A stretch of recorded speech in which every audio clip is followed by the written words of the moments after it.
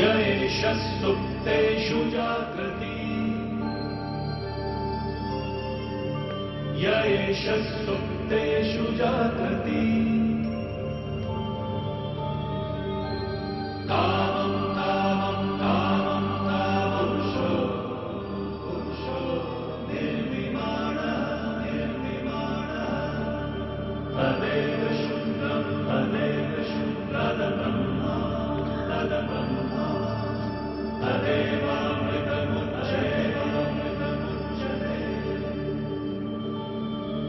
तस्मिन् लोकः शतः सर्वे तदुदात्य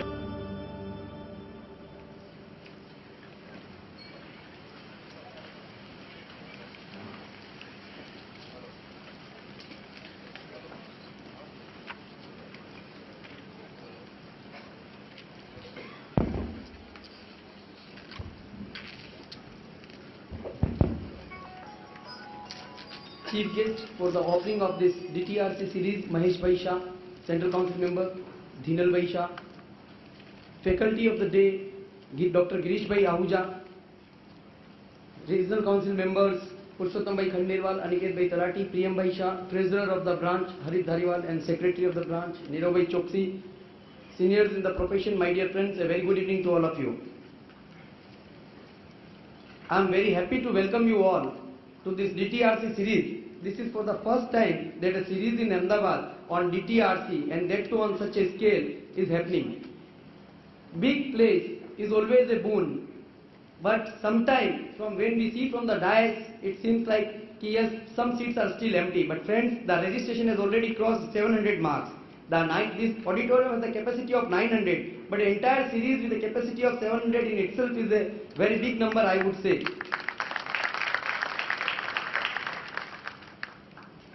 I know that we are already running a bit late on the program, and I would not like to take much of the time of the members because I understand the only two announcements that I would like to pull, but I request those members who have not registered and would like to take benefit again the series of the same type, the best faculties from the country we are arranging. So please do take benefit of that program and register if you have not registered.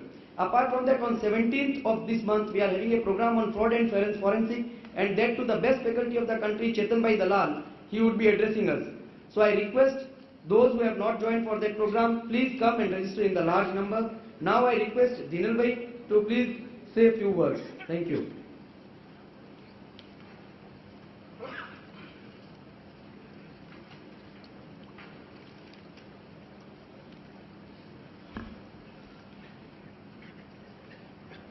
The chief guest of the today's session, Mahesh Bhai Shah, the Commissioner. Coincidentally, he is also a chartered accountant. The second coincidence is that we cleared in the same year of 91. And he is a 94 batch of IRS and one of the most respected commissioner on international tax and transfer pricing. And many times in our tax practice we know that majority of the officers are unwilling to go to IT-80 because either it is a punishment post or either somebody has to read Saturday, Sunday. He is only one commissioner which I have observed that he willingly goes to tribunal and says that I want to argue. So that's a difference between a normal IRS and a chartered accountant IRS.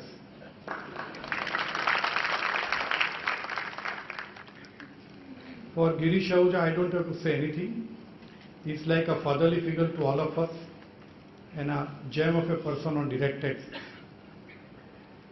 First of all, congratulate the Ahmedabad branch, Vikas and his team for conceptualizing this series.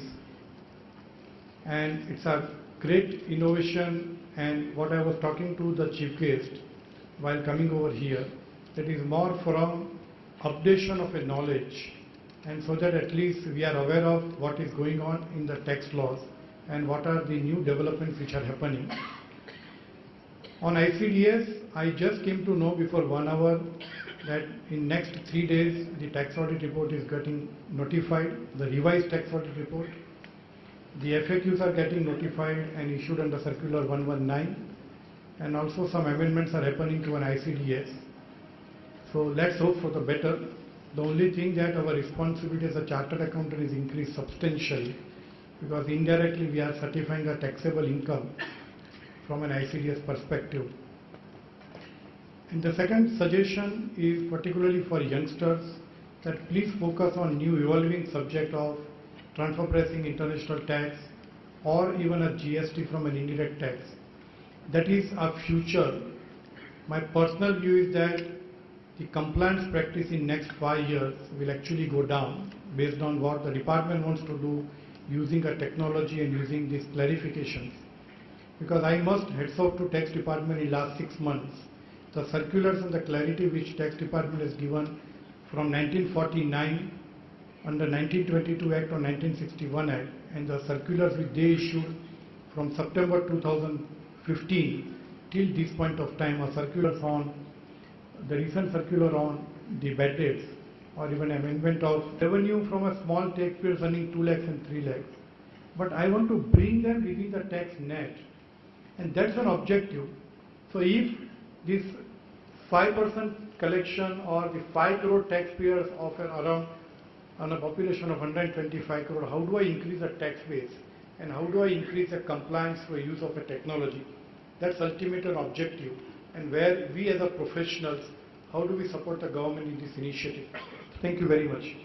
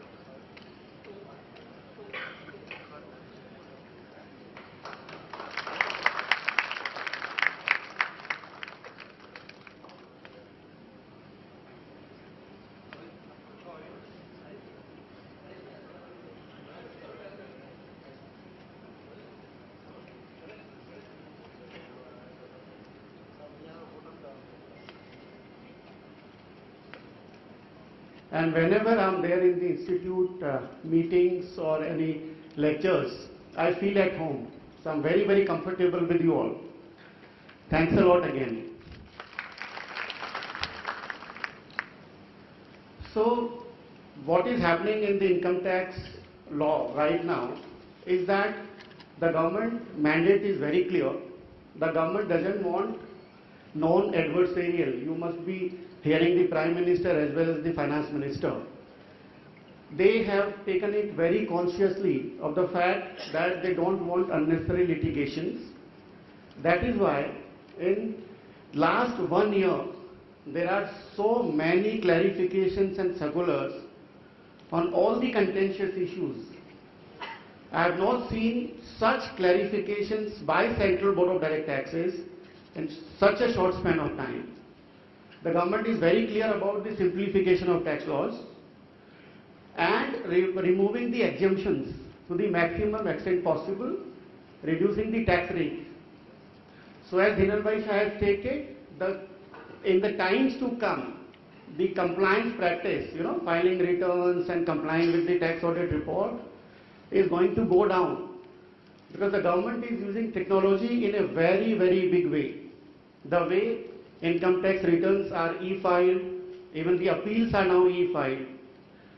The way we are going for the assessments, where there is no interaction with the assessee or the tax administration. everything would be by way of emails. So faceless, like the refunds. What used to happen earlier is that for a small amount of refund, you have to go to the department, sit there and wait for years together. Now see the development now. Refund practice is over. You file the return within 6 months, you get a refund in your bank account. Okay? So this is how in the times to come the things are going to move. Instead of mechanically picking up cases for scrutiny, the department is going for risk-based assessments. So what is happening is that we decide the parameters as to which are the cases which needs to be examined in detail. So it's only 1 or 2%. Even in transfer pricing, if you see, the references in the department has gone drastically down because we don't want to mechanically pick up the cases and unnecessarily call for the details. No. With the technology, we have the access to all your high value transactions, all your cash transactions, suspicious transactions, and it comes to us at very, very big speed, very good speed, So we can pick up the cases instantly, we can scrutinize, we can summon, we can raid, we can do surveys. So in the times to come, the main practice would only be of the raid wherever there are very sensitive cases or international taxation and transfer pricing. For the young chartered accountants, I always feel that you should try and get into the new areas because the transfer pricing is going to stay, especially after the domestic transfer pricing. So domestic transfer pricing coupled with international transfer pricing is going to stay. There is a global merger happening all around the world.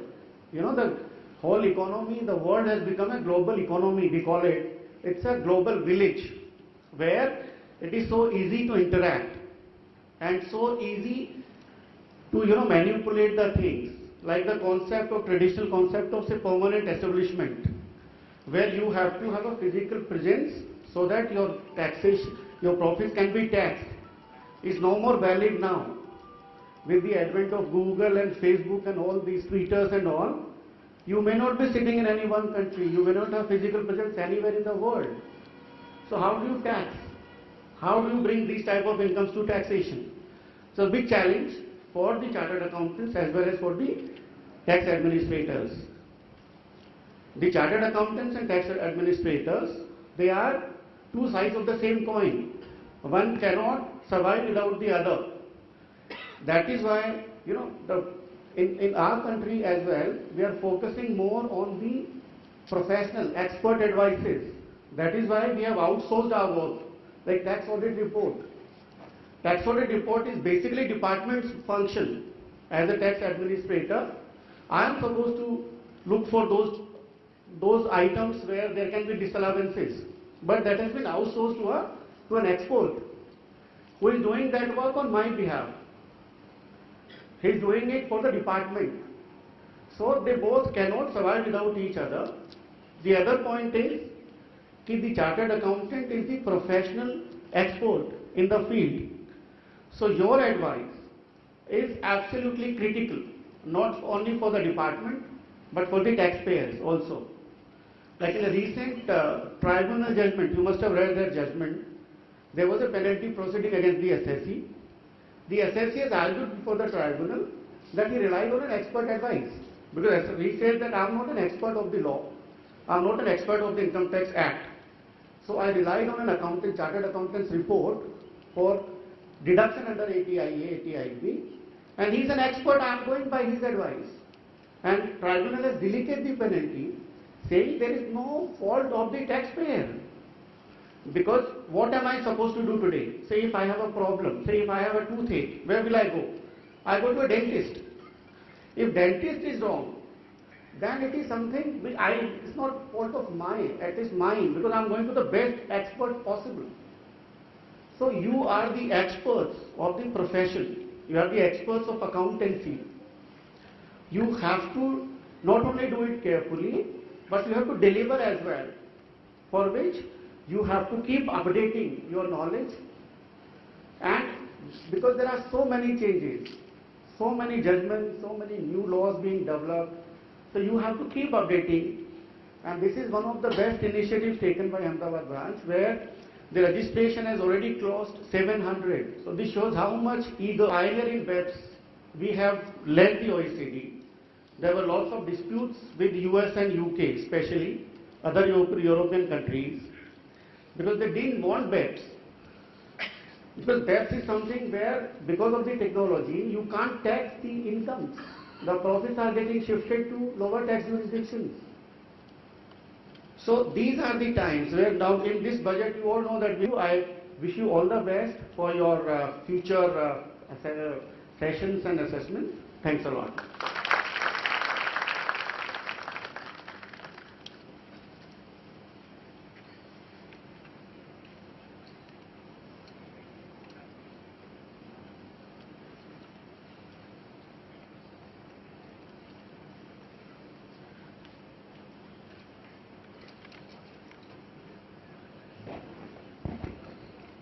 I request Harit Bhai Dhariwal to please offer a bouquet to Mahesh Bhai Vyas.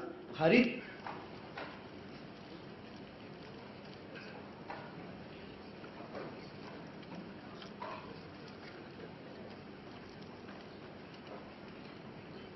Respected faculty for the session, Dr. Girish Ahuja, other dignitaries on the dais, off the dais, my dear friends, seniors in the profession and my dear friends.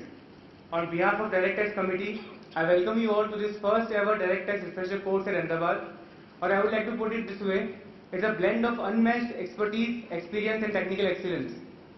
At the onset, I would first like to thank our chairman Vikasji Jain for giving me this opportunity of hosting DTRC. It's a very regular feature at Mumbai, but the first time it's happening at Ahmedabad. Thankful to my team at Direct Tax Committee who have been working tremendously hard towards making this event memorable. And special thanks to Purushottamji Khandelwal, who has been a driving force behind DTRC. I also acknowledge the presence of Rajibhai Rawani, Ganesh Nadar and Parag sir.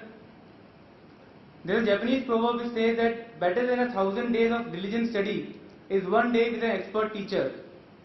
DTRC provides this platform wherein we get to learn from the experience and knowledge of expert faculties. And hence the theme of this year's DTRC is Let's Learn from the Experts. Friends, when we were conceptualizing DTRC, there were many deliberations on which topic to include, which faculty to invite. But believe me, there was consensus on only one thing from the beginning, and that is that the inaugural session has to be taken by none other than our respected Girish Ahuja sir. And in spite of his busy schedule, he has agreed at once to come to and address us at Ahmedabad. So, on behalf of each one of us, I would like to extend my sincere gratitude to sir, and it's an honor to have you here, sir. Thank you so much for coming. And now I will request Rohit Malu, the co-chairman of our committee, to introduce the learned faculty.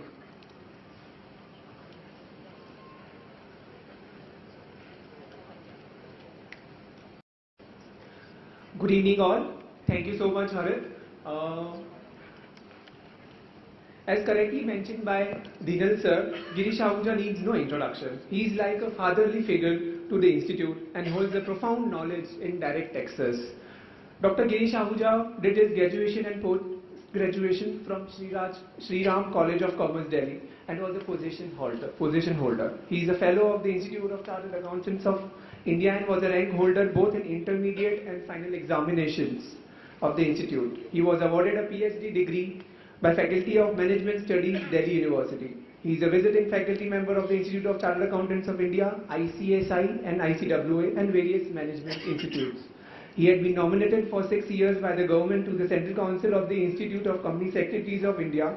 He was a member of the Accounting Standard Board of Institute of Chartered Accountants of India for 3 years. He is a member of the Direct Tax Committee and Special Invitee to International Taxation Committee of ICAI, and a member of Editorial Advisory Board of Institute of Company Secretary of India. He has a vast and rich experience in the field of finance and taxation. Dr. Ahuja has addressed more than 2,000 seminars organized by the various branches of the Institute of Chartered Accountants of India. He is the author of over 20 books on direct taxes for students and many popular books for our professional friends. The main ones being the concise commentary on direct taxes, a compendium of issues on income tax and wealth tax, the direct tax ready reckoner, a compendium of advanced rulings on income tax, guide to deduction of tax at source, taxation of capital gains, etc. With this brief introduction, I would now request CA Manan Shah to offer a bouquet to the learned faculty.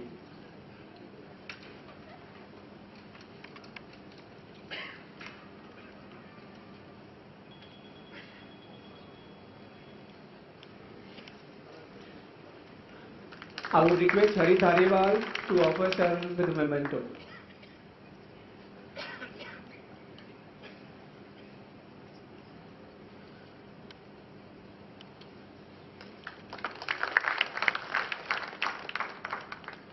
Thank you very much. Now I ask sir to please.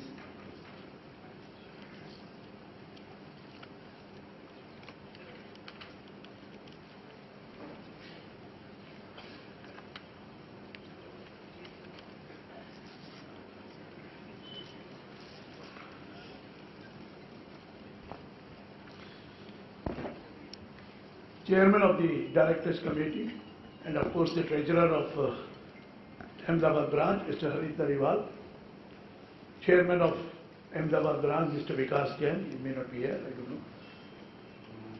3 regional council members, Mr. Purushottam Khandelwal, Mr. Aniket Talati, Mr. Prem Shah, Co-Chairman of the committee, Rohit Maluji, Manan Shah, Neerav Choksi, the Secretary of the branch, maybe he is not there at the moment, Mr. Prag Rahul, ladies and gentlemen. Well, friends, talking about a subject which is not done regularly by everyone, and that is assessment of AOPs and BOIs, Association of Persons and Body of Individuals. We all know that 7 categories of persons are supposed to pay income tax, and one of the categories is AOP BOI, which normally is not done regularly. 7 categories you all know is individual, HUF, firm, company, AOP BOI, local authority, artificial, they are all there. But let me tell you, there are 7 kinds of association of persons or body of individuals. 7 kinds. But before I take up those 7 kinds, there is a difference, slight difference between association of person or body of individuals. There is slight difference. Otherwise, assessment is same. The word is body of individuals. If individuals join together to do some activity or a business without forming a partnership or a company, individuals join together, then we call it as body of individuals. They join together, but they don't form into a partnership, they don't form into a company, but they join together to do some business or activity. We call it as body of individuals. If persons join together, person means individual, HUF, firm, company, these are persons. So if they, other than individuals, also join together, we call it as association of persons. So in the case of body of individual, there are only individual group. In the case of a person, association of person, there can be individuals also, there can be person other than individuals also. Like 2 companies can join together. 1 company, 1 firm, 1 HUF may join together. Company, HUF, individual may join together to take up a project. We call it as like joint venture. It is an association of person without forming a partnership or without forming a company. So how do we assess these association of persons or body of individuals? I told you there are 7 categories of association of persons or body of individuals. Starting from a cooperative society.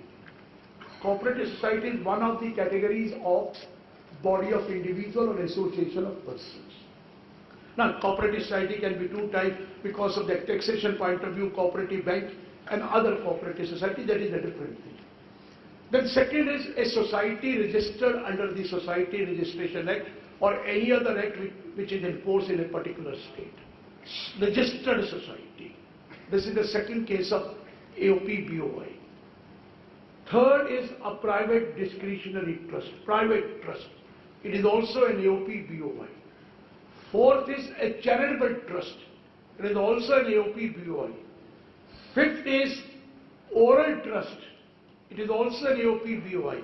Sixth is mutual association. Mutual association like a club. It's also an AOP BOI in some cases. Maybe in some cases it may be company section 25, but it is AOP BOI. And the last category is any other AOP BOI. Please note the word any other AOP BOI. That is, which is not a cooperative society or a society registered or society registration act or a charitable trust or a private trust or a mutual association. Then it will fall under the seventh category. So there are 7 categories of AOP BOI, not one. Starting with cooperative society. What is so special about AOP BOI? Nothing very special. All persons are liable to pay tax, including AOP BOI. Now what is so special?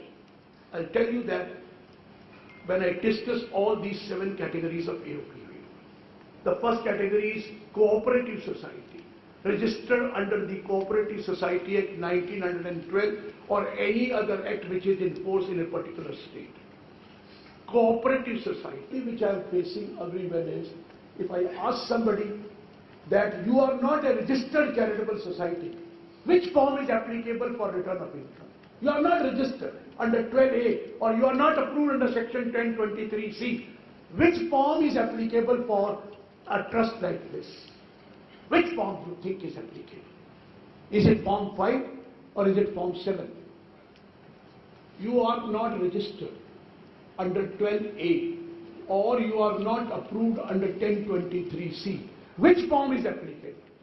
99.9% people say then it will be form 5. But this is absolutely wrong. It is still form 7. You get exemption or you don't get exemption, it is form 7. Because when you fill up form 7, there you have to write down whether registered under 12A or not, or approved under 1023C or not. If it is not, write no. If it is yes, take the yes one. But the form remains the same, form 7. But most of the time, people find form 5 and then they say it has been taxed at the maximum marginal rate. Sir, what is this? Form 7 is never taxed at a maximum marginal rate. It is taxed at the normal rate applicable. I'll tell you that little while. But even if you are not registered under 12A, but if you are a charitable trust or a religious trust, the form is not form 5, the form is form 7. The question is, the basic mistake which we commit is while applying the PAN number. When you apply for PAN, you have to tick whether it is indivisible, it is HUF, it is AOP, it is AOP trust. There is a separate category, AOP, second category is AOP trust. Then there is a category of discretionary trust. Then there is a category of BOI. There is a category of cooperative. You have to tick the right hand. And we do not take, we always take AOP and you get the AOP. Because if you are a trust, you are supposed to get the T alphabet in between and not AOP alphabet. But most of the cases I have seen people applying for PAN number and they are putting AOP only. There is a separate ticking is to be done for AOP trust. There is a separate category AOP trust and for that you will get alphabet T. You understand what is that alphabet T in between, fourth alphabet, whether it is P or C or whatever it is, T. But most of the time we have applied a wrong pen. And that's why there is a mistake. And secondly, when we are filling up the form, there is a column called status. And you have to put the number. Under the status also, there is a separate category. Form 7 is only for trust, charitable trust, rather than that goes to separate. But if you come to Form 5, you have to write 1, whether it is firm or it is AOP, it is discretionary trust, it is cooperative society. You have to tick one of those items. What is your status? The number you have to put. Read your form number. It will tell you which number you are supposed to put. That when you press that, it will come which one you are supposed to take. Whether it is AOP firm, whether it is firm or it is AOP or it is AOP. That is called any other AOP. Is it trust or is it cooperative society, or it is society registered under the Society Registration Act, but we do not put a right mark there. And that's why every time you will come to complain that we have been charged at the maximum marginal rate. Whenever I ask anybody at what rate the IOP and BOIs are taxable, whenever I ask anybody, everybody says it is taxable at maximum marginal rate. This is absolutely wrong. It is absolutely wrong. AOP, BOI are not taxed at the maximum marginal rate. It is only in special cases it is taxed at the maximum marginal rate. If you look up Schedule 1 of the Finance Act, it will say rates of income tax of individual, HUF, AOP, BOI and artificial judicial persons. 4 categories of persons, there are same normal rates. 4 categories of persons. I repeat, rates of income tax for individual, for HUF, for AOP, BOI and any other artificial judicial person. The normal rates are same, except in case of individual, there are different rate for 60 and above, and there is a different rate for 80 and above. Otherwise, the rate is same. First 2,50,000, nil, next 2,50,000, 10%, next 5 lakh, 20%, and the balance above 10 lakh, 30%. So AOP BOI is taxable at this rate, 10, 20, 30. The exemption in case of AOP BOI is 2,50,000. But most of these days, people say, no, it is taxable at maximum margin. This is not correct. This is not correct. There are certain cases where it is taxable at maximum margin. It is not given in that, what you call in the schedule. It is given in various sections, section 156, 61, 164, where it has been said that it will be taxed at maximum marginal rate if this condition is not satisfied. But we all the time say AOP, BOI are taxed at maximum marginal rate. It is taxable at normal rate. If you ask me, every person is taxable at 2 rates, not at norm. These are normal rates and special rates. The normal rates are given under the Income Tax Act and special rates are given under the Income Tax Act. So even in case of AOP, BOI, the capital gain is taxable at a special rate. The other, whatever is the Chapter 12, short-term capital gain, special rate of 15%, the long-term capital gain, special rate of 20% unless it is exempt under 1038. My point is, every assessee, every person is taxable at 2 rates. One is called normal rates. Normal rates are always given in the Finance Act and special rates are always given in the Income Tax Act. So for AOP, BOI, the rates are normal rates which are given under the Finance Act, Schedule 1, Part 1. The rates are given for individual, HUF, firm, AOP, BOI. However, in certain cases, AOP, BOI will be taxable at maximum marginal rate, which we are going to discuss further. But one more, there is one AOP, BOI which is not taxable at normal rate, and that AOP, BOI is cooperative society.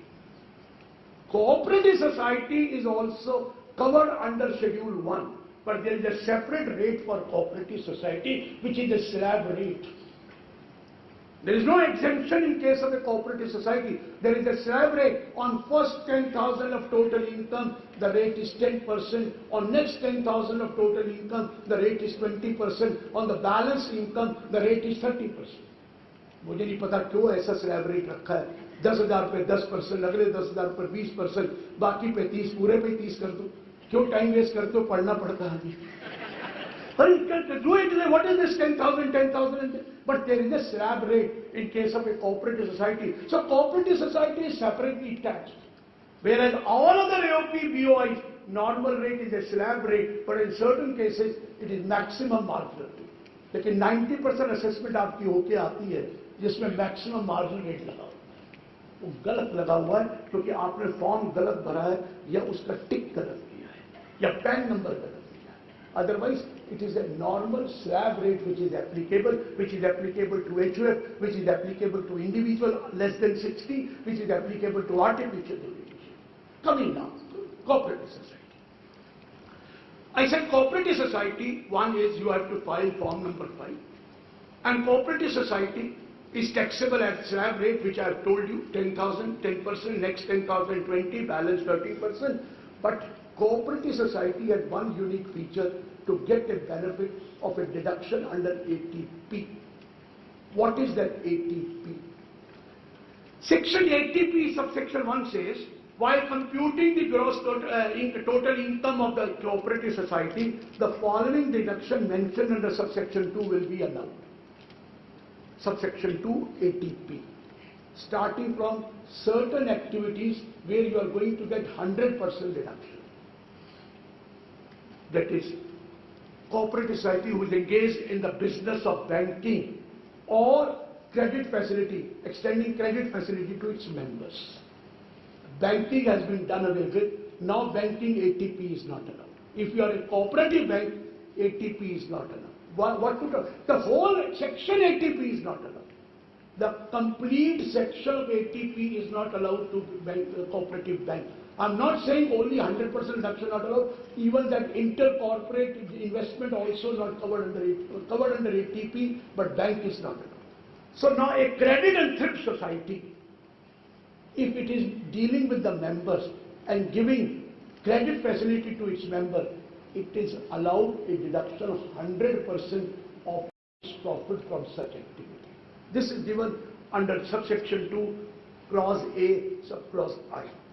2. A cottage industry. A cottage industry is also allowed 100% deduction if it is a cooperative society. 3. Marketing of profit from the marketing of agricultural produce grown by its members. If there is a cooperative society which is engaged in the marketing of agricultural produce grown by its members, it will be allowed 100% reduction of the profit from that marketing activity. Cooperative society, what is it doing?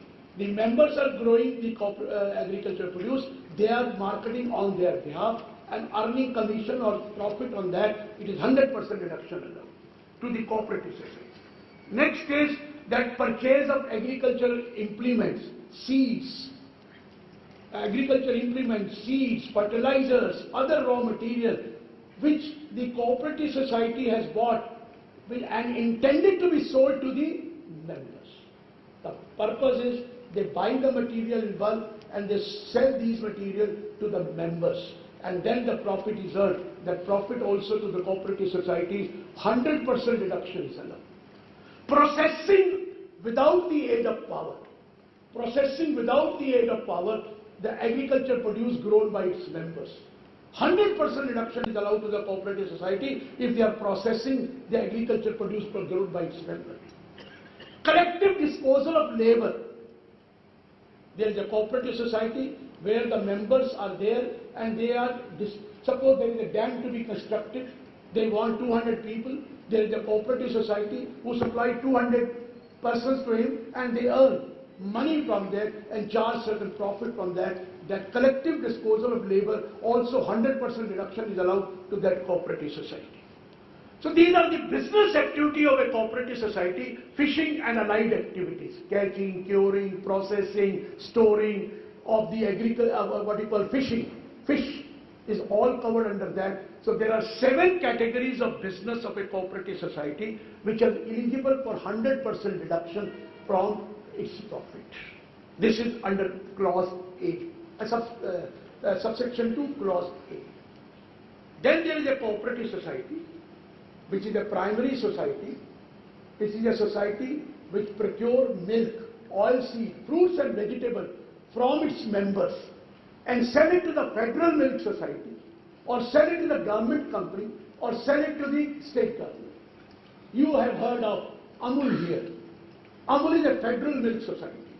Now there are primary societies in all villages around Gujarat. Now members of the primary society, whatever milk they produce, they give it to the primary society. Amul van will come, collect the milk from there and make the payment there and go back.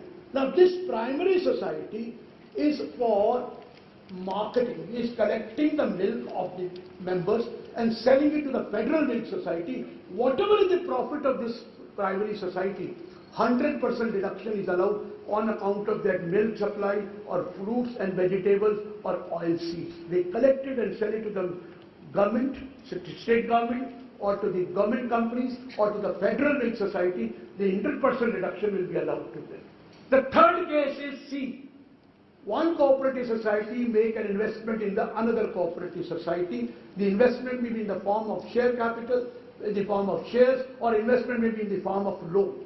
So the dividend which the cooperative society is receiving from another cooperative society, the interest which the cooperative society is receiving from another cooperative society, 100% deduction is allowed on account of that dividend or interest earned by a cooperative society from the another cooperative society. Please note here, cooperative bank not eligible. Cooperative society investing in another cooperative. If the cooperative bank is investing in the other cooperative society, the whole ATP is not there. So this is ATP subsection 3, ATP subsection 2 clause C. So therefore please note, one cooperative society making investment in another cooperative society either in the form of share capital or in the form of loan, getting interest or dividend, 100% deduction is allowed in that case.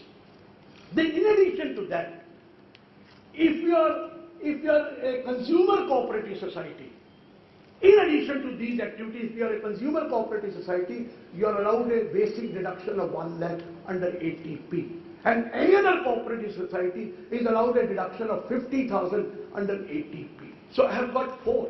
Clause A, Clause B, Clause C, Clause D. And there is one more, I'll come to that. But Clause A saying, business activity conducted by the cooperative society, 7 categories.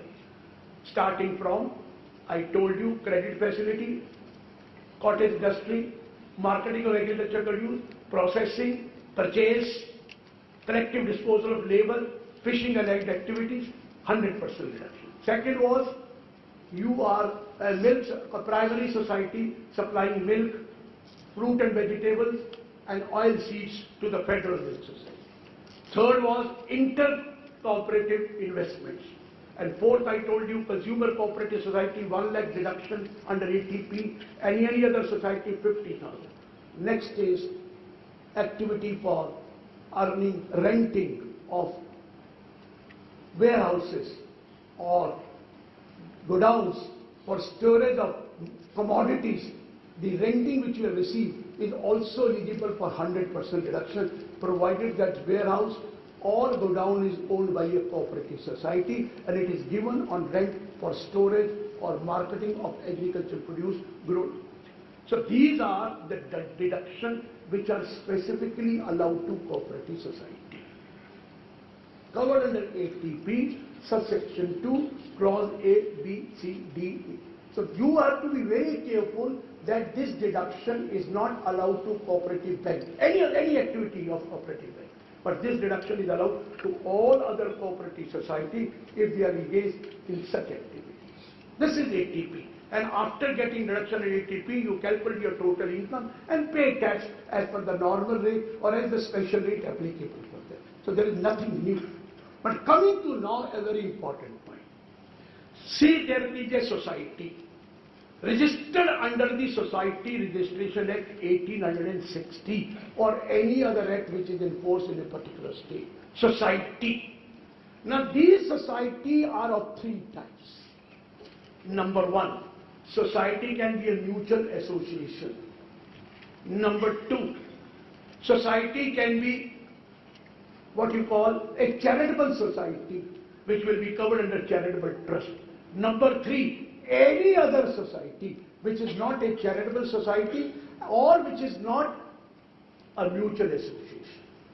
Now I'll be taking mutual association first, I'll be taking then society which is not a charitable society. Now what is a mutual association? The law says, if you have to earn income, the income should come from some other person. You cannot trade with yourself. You cannot earn income from yourself. There has to be another person to earn that income. Then if I can't make a profit out of myself, and if we are a group of persons, we can't make a profit on ourselves. The In the case of mutual association, the contributors and the participators are normally the same. That means whoever contributes to that society, it is ultimately whatever profit is earned, it is shared by those members only. And they deal with the members and they don't deal with any other person. Now, what is a club? A club here. Club is a group of persons, is a mutual association. Although this club is selling food and beverages, but they sell it only to the members. They don't sell it to the non-members. Non-members can go along with the member, but they sell it to the member. The club is providing various facility of sports. They are providing the facility of swimming pool. They are providing the facility, any other facility, maybe charging money, but it is only from members. And third, the club is providing accommodation to the members. It is only for members. Therefore, they say there is no income earned by a mutual association. A club is not liable to pay any income tax. It is a mutual character. So who are they? The subscriber to the society. But club may be formed in the form of a society. It may be in the form of a trust. It may be in Section 25 company. You have to incorporate it. Corporation has to, there has to be some constitution of the club. The constitution can be in the form of a society. The constitution can be Section 25 company. The constitution can be in the form of a trust. But there is a constitution of the club. Now the constitution is society. If they have formed themselves society and it is a registered society, what is the club doing? Giving facility to its members and earning profit. Ultimately that profit meant for whom? The members. If there is a surplus, it may be given back to the members or it may be accumulated for future purposes. So club is not liable to pay any income tax. Which section? No section. Mutual character, no income, because you have to earn income from outside. But wait a minute. The question which has come is, when you are earning income from your member, maybe on account of supply of food and beverages, maybe on account of renting accommodation, maybe on account of charging fee for sports facility, this is all exempt because it is from mutual activity. Even if there is a surplus, it is from mutual activity, it's not taxable. But the question may come, what about the money which the club has deposited in the bank and has earned interest on that? If the club has earned interest on the money deposited in the bank, will that be covered under, will that be taxable or will not be taxable? We have two judgments of Delhi High Court saying that all income of a club will be exempt, even if it is from investment in the bank or deposits in the bank. We have a Shivali Cooperative Society and there is another judgment. But there is no point of writing judgment of that. I'll come to that. Then we have a judgment of Rajpath Club, Gujarat High Court, saying no, the income is not from the members, it is coming from outside, so therefore it will be taxable. There were many judgments of that, for and against. But a final judgment has come of the Supreme Court, and that judgment is relating to Bangalore Club, 350 ITR, Supreme Court, Bangalore Club. Let me tell you what happened. Bangalore Club had its members. And everyone knows anything you earn from members, it is not taxable. So what they do, there was a bank which was also a corporate member of the Bangalore Club bank. They deposited the money with that bank, saying that interest is received, but it is received from the member. Who is the member? The bank. So we have received the money from the bank and should be exempt in that case. The court said, wait here. The bank here is in two capacities. One, as a member. Anything you earn as a member from the club, absolutely no problem, it is exempt. Second is, it is doing a commercial activity and you are making investment in that bank, not as a member, but as a bank separate activity. So that interest which you receive shall be fully taxable. So therefore, all mutual associations who are earning income from person other than members, like bank interest, will have to file a return of income if their total income exceeds the maximum exemption limit, which is 2,50,000. 2,50,000. I have not said that it is maximum marginal rate. It is 2,50,000. You will say, how do you say that? Because there is section called 167B in Income Tax Act. Read the language of that. It says,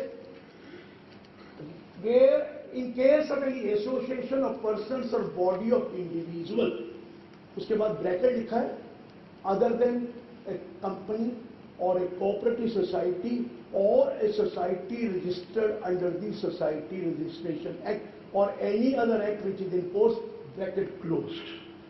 167B talks about taxation of AOP BOI. 167 capital B of the Income Tax Act talks about assessment of AOP BOI. But wait here, it says other than company, cooperative society and society registered under the society registry. So therefore, the three items are not covered under 167B, 3%. In that case, this society will be taxable at normal slab rate which is applicable to individual HUF. Same slab rate.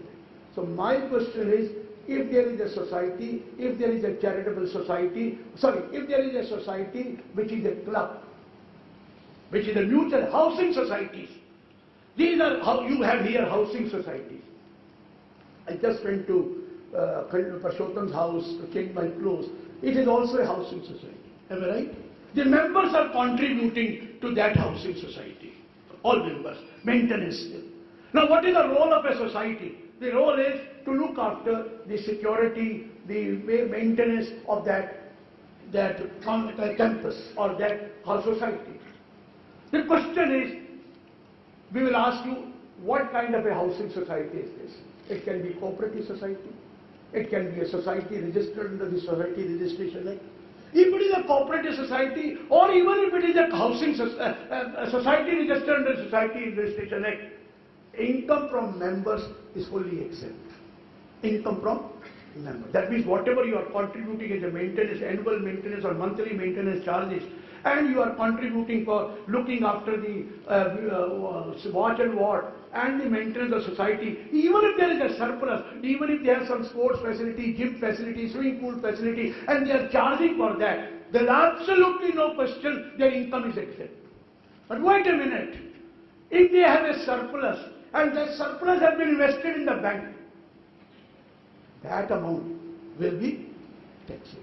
If that society allows or charges certain money for having a, for charging money for having a TV tower on their building and charge rent for that TV tower, that is the income not earned from members from outside, that will be taxable. If they are charging certain money for putting some holdings there in their society and charging money for that, that will be taxable because that is not from.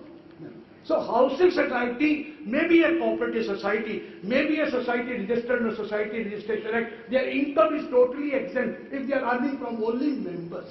But if they are earning from non-members, a hawker is allowed to come in, but he has to pay certain amount as fee. That is also coming from outside. The person that you are paying for holdings or TV tower or maybe investment in the bank, that income will be taxable. But at what rate? Depends. If it is a cooperative society, then the rate will be first 10,000, 10%, next 10,000, 20%, balance 30%. The exemption is nil. But if it is not a cooperative society but a society registered under Society Registration Act, the rate will be 2,50,000 exempt, next 2,50,000 10%, next 5,20% and balance 30%. So it is your constitution which will tell you whether it is a cooperative society or it is a society registered under the Society Registration Act. Both are housing society. But the difference is the tax rate. Difference is the tax rate. But as far as the mutual character is concerned, you don't have to pay tax. Whatever income you are earning from your members, absolutely no tax. Because whenever it dissolves, it will be distributed to the members or it will accumulate it. So therefore, no tax from your mutual character, but there will be a tax from income which this housing society is earning from non-members. Even the transfer fee from one flat to the another flat is not covered because it is exempt, it is coming from members.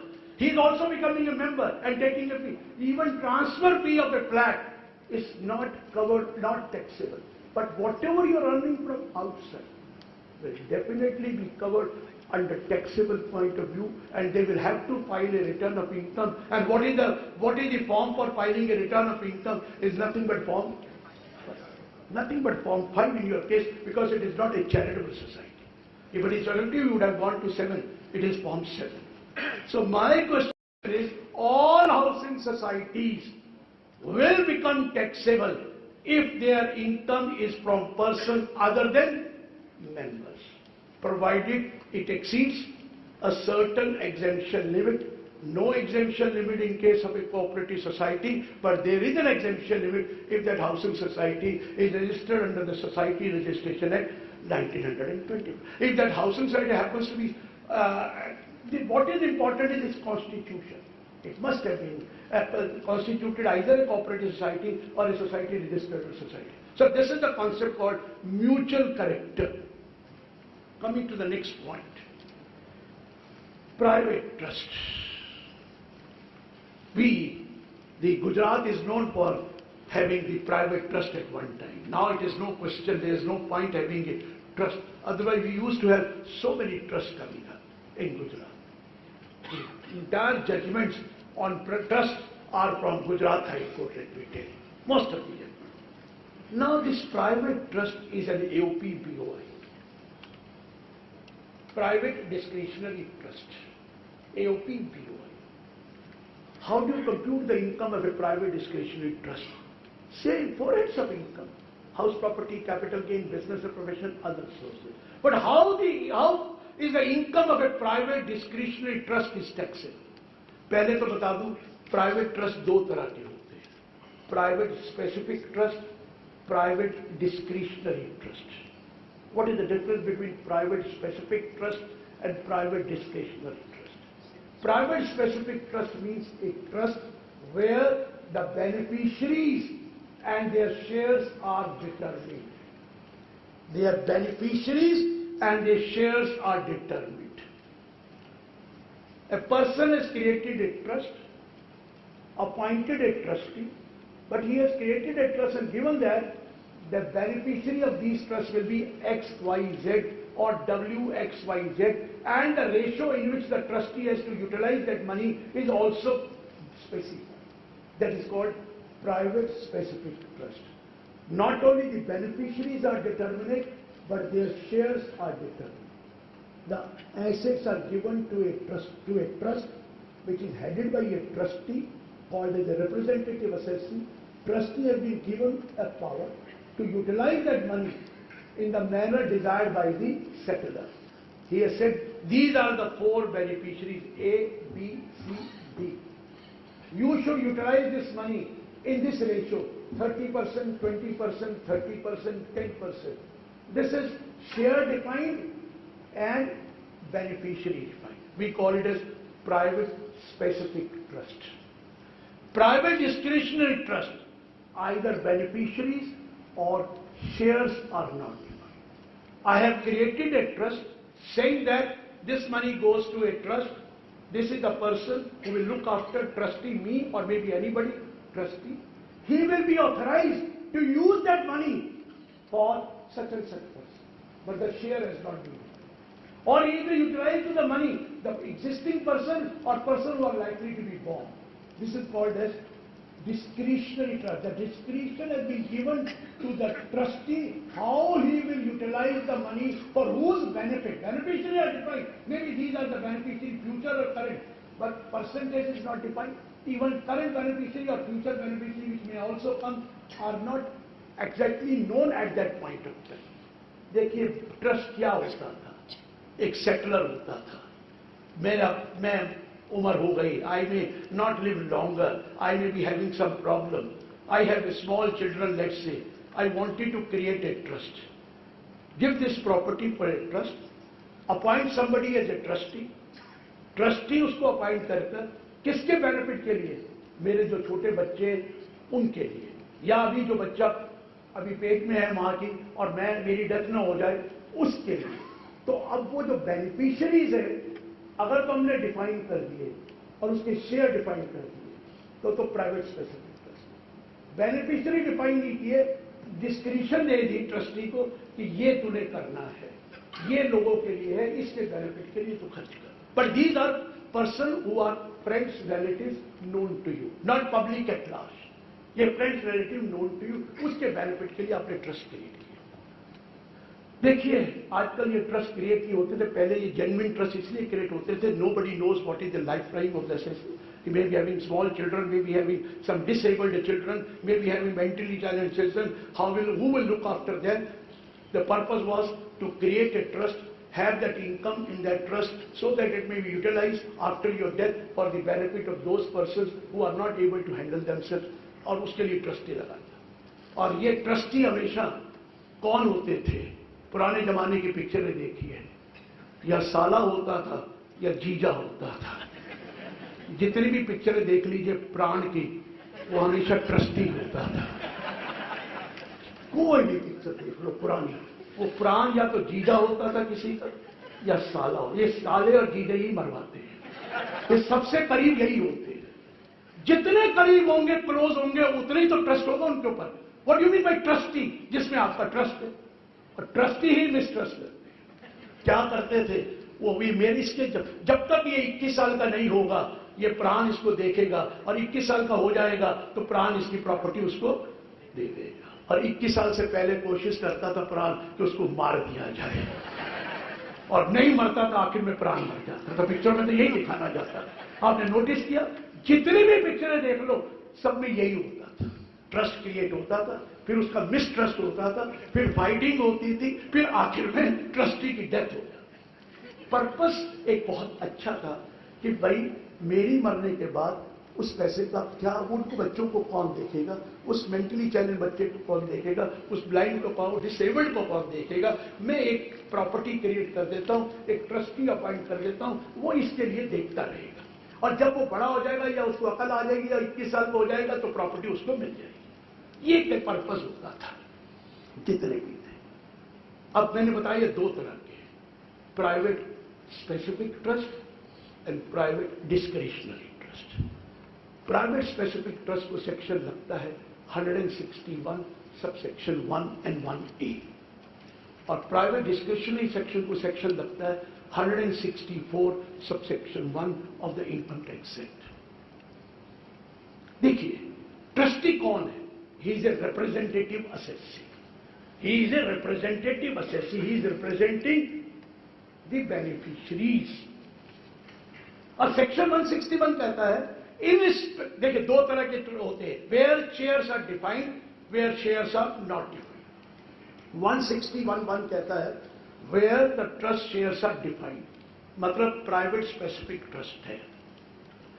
क्या लफ्ज use करता है? In respect of a representative assessee, every representative assessee, in respect of the income, in respect of the income for which he is a representative assessee, shall be liable for same duties, responsibilities and liabilities which the beneficiary would have been liable. He shall be liable for he shall be liable to, in the same extent to this, in the same manner and to the same extent as the beneficiary would have been liable. Suppose एक trust बनाया जिसमें 5 beneficiaries है, A, B, C, D, E, और trustee है। अब सवाल आया इनके शेयर डिफाइन कर दिए गए, लेट्स से 20, 20, 20, 20 और may be any other ratio, share define कर दिए गए। 161 सेक्शन कहता है इसमें trustee will file return on behalf of all the beneficiaries separately. There were 5 beneficiaries, 5 returns will have to be filed by the trustee as representative assessee. And trustee will be liable to pay tax in the same manner to the same extent as the beneficiary would have been liable to pay. मतलब beneficiary कौन है? अगर पांचों individual beneficiary हैं तो return 5 जाएंगी, उनका जो स्टेटस होगा वही होगा जो बेनिफिशियरी का स्टेटस था, टैक्स रेट वही लगेगा जो बेनिफिशियरी को लगना था, वही रेट लगेगा, और रिटर्न है 5 भेजनी पड़ेगी। अगर 50 बेनिफिशियरी हैं तो 50 रिटर्न। लेकिन who will file the return? Representative assessee on behalf of the trustee. किस फॉर्म में फाइल करेगा? बेनिफिशियरी का जो फॉर्म होता है उसी फॉर्म में करेगा। मतलब अगर बेनिफिशियरी इंडिविजुअल है तो फॉर्म 2 लेगा या फॉर्म 3 लेगा या फॉर्म 4 लेगा। उस फॉर्म में रिप्रेजेंटेटिव असेसी का भी नाम आएगा और बेनिफिशियरी का नाम आएगा। Beneficiary and their PAN number, नीचे representative and its PAN number. Return will have to be filed by the representative assessee, but tax will be levied in the hands of the representative assessee, but in the same manner, to the same extent as the beneficiary would have been liable. अगर वो beneficiary है तो उसका जो tax लगना था वही tax trustee को देना है, और ट्रस्टी वो टैक्स लेके जो बाकी पैसा बचेगा उस बेनिफिशियरी को दे देंगे, उनके बेनिफिट के लिए यूज करेंगे। क्वेश्चन इज, जितने भी बेनिफिशियरी अगर शेयर डिफाइंड है उतनी रिटर्नें भरनी पड़ेगी, उतनी रिटर्नें भरनी पड़ेंगी। लेकिन रिटर्न किसकी जा रही है? रिटर्न ट्रस्ट की नहीं जा रही, रिटर्न जा रही है बेनिफिशियरी। रेट क्या लग रहा है? वही रेट लग रहा है जो बेनिफिशियरी का है। लेकिन रुकिए, ये तब केस है जब इसमें कोई इनकम बिजनेस एंड प्रोफेशन से नहीं है। There is no income from business and profession, so it will be taxed in the same manner, to the same extent as would have been liable to the beneficiary. इस trust की कोई business income नहीं है और हमने beneficiary की return भर दी on behalf, who file the return? The trustee file on behalf of beneficiaries. Suppose कीजिए इस ट्रस्ट की बिजनेस इनकम भी है तो section 161 sub section 1 capital A लगता है, where the total income of the trust includes any income from profit or gain from business and profession, then the income will be taxable at maximum marginal rate. यहां आकर उसने कहा कि अगर ये total income में बिजनेस इनकम भी आ रही है तो सारे जो मेंबर्स हैं उसकी इनकम पे 33% टैक्स लगेगा, 30% plus surcharge if it exceeds 1 crore and plus education cess.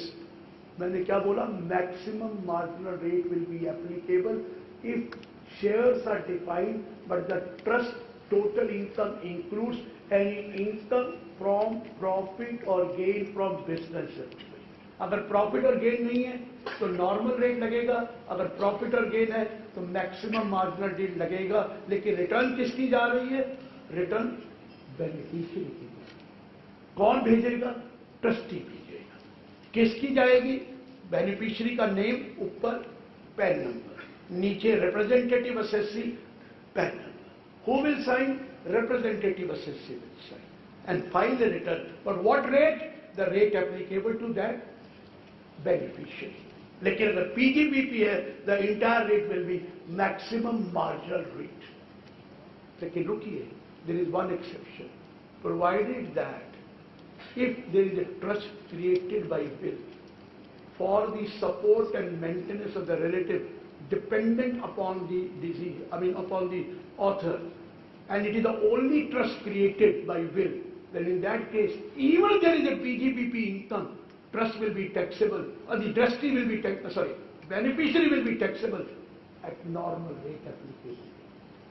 मैं इसको दोबारा बताऊं, बड़ा कॉम्प्लिकेटेड नजर आ रहा है लेकिन है नहीं। 161 subsection 1 where shares defined, beneficiary defined, and this total income does not include income from PGBP.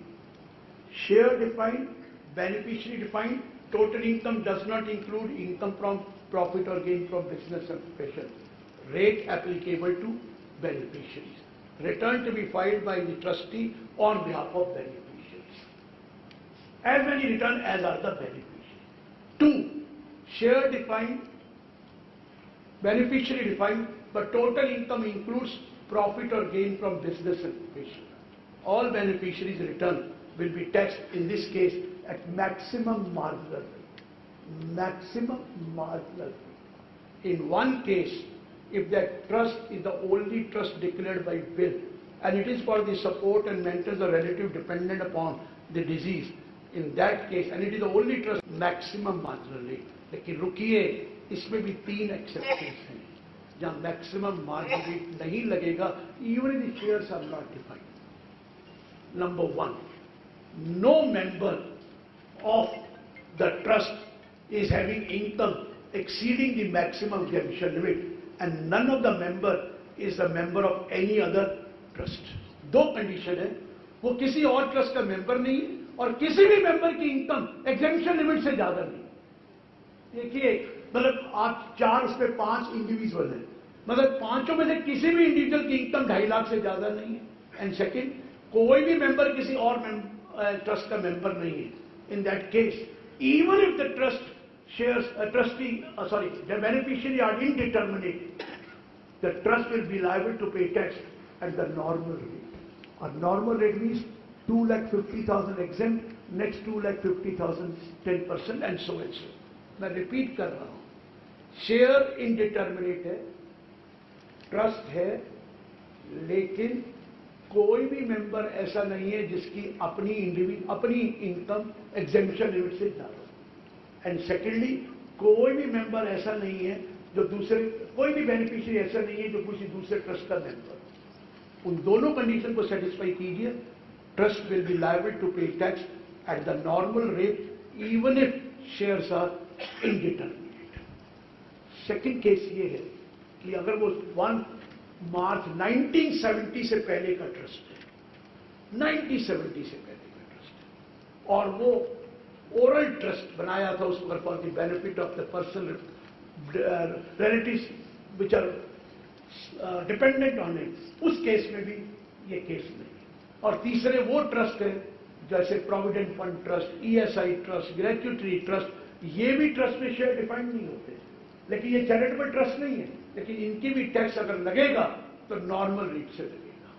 ये उन्होंने वहां पर डाला, नॉर्मल रेट से लगेगा। सेकंड केस डाला अगर बिजनेस इनकम है तो हमेशा मैक्सिमम मार्जिन रेट लगा, लेकिन रुकिए, एक केस में मैक्सिमम मार्जिन रेट नहीं लगेगा। किसी भी मेंबर की अगर इनकम एग्जेम्पशन लिमिट से ज्यादा नहीं है and the trust is created by will and that is the only trust created by will, then even if the shares are not defined, the trust will be liable to pay tax at the norm. Sir इतना complicated है कि पता नहीं कितना समझ में आया आपको, लेकिन ये 164 सबसेक्शन 1 है जो मैंने आपको बताया। ये डिस्क्रिशनरी ट्रस्ट है, शेयर डिफाइंड नहीं है, रिटर्न ट्रस्ट की जाएगी, ट्रस्टी भरेगा, बेनिफिशियरी नहीं भरेंगे, मैक्सिमम मार्जिनल रेट लगेगा, लेकिन 3 केसेस में मैक्सिमम मार्जिनल रेट नहीं लगेगा। एक केस और बताया, only one trust created by will for the support and maintenance of the person dependent on him, even if it is the business income, there is no maximum marginal rate. इसके सिवाय private discretionary trust का कोई और section ही नहीं है। सो मैंने आपको बताया, शेयर डिफाइंड है तो फॉर्म 5 नहीं जाना है, फॉर्म वही जाना है जो बेनिफिशियरी को एप्लीकेबल है, लेकिन भरेगा कौन? Trustee.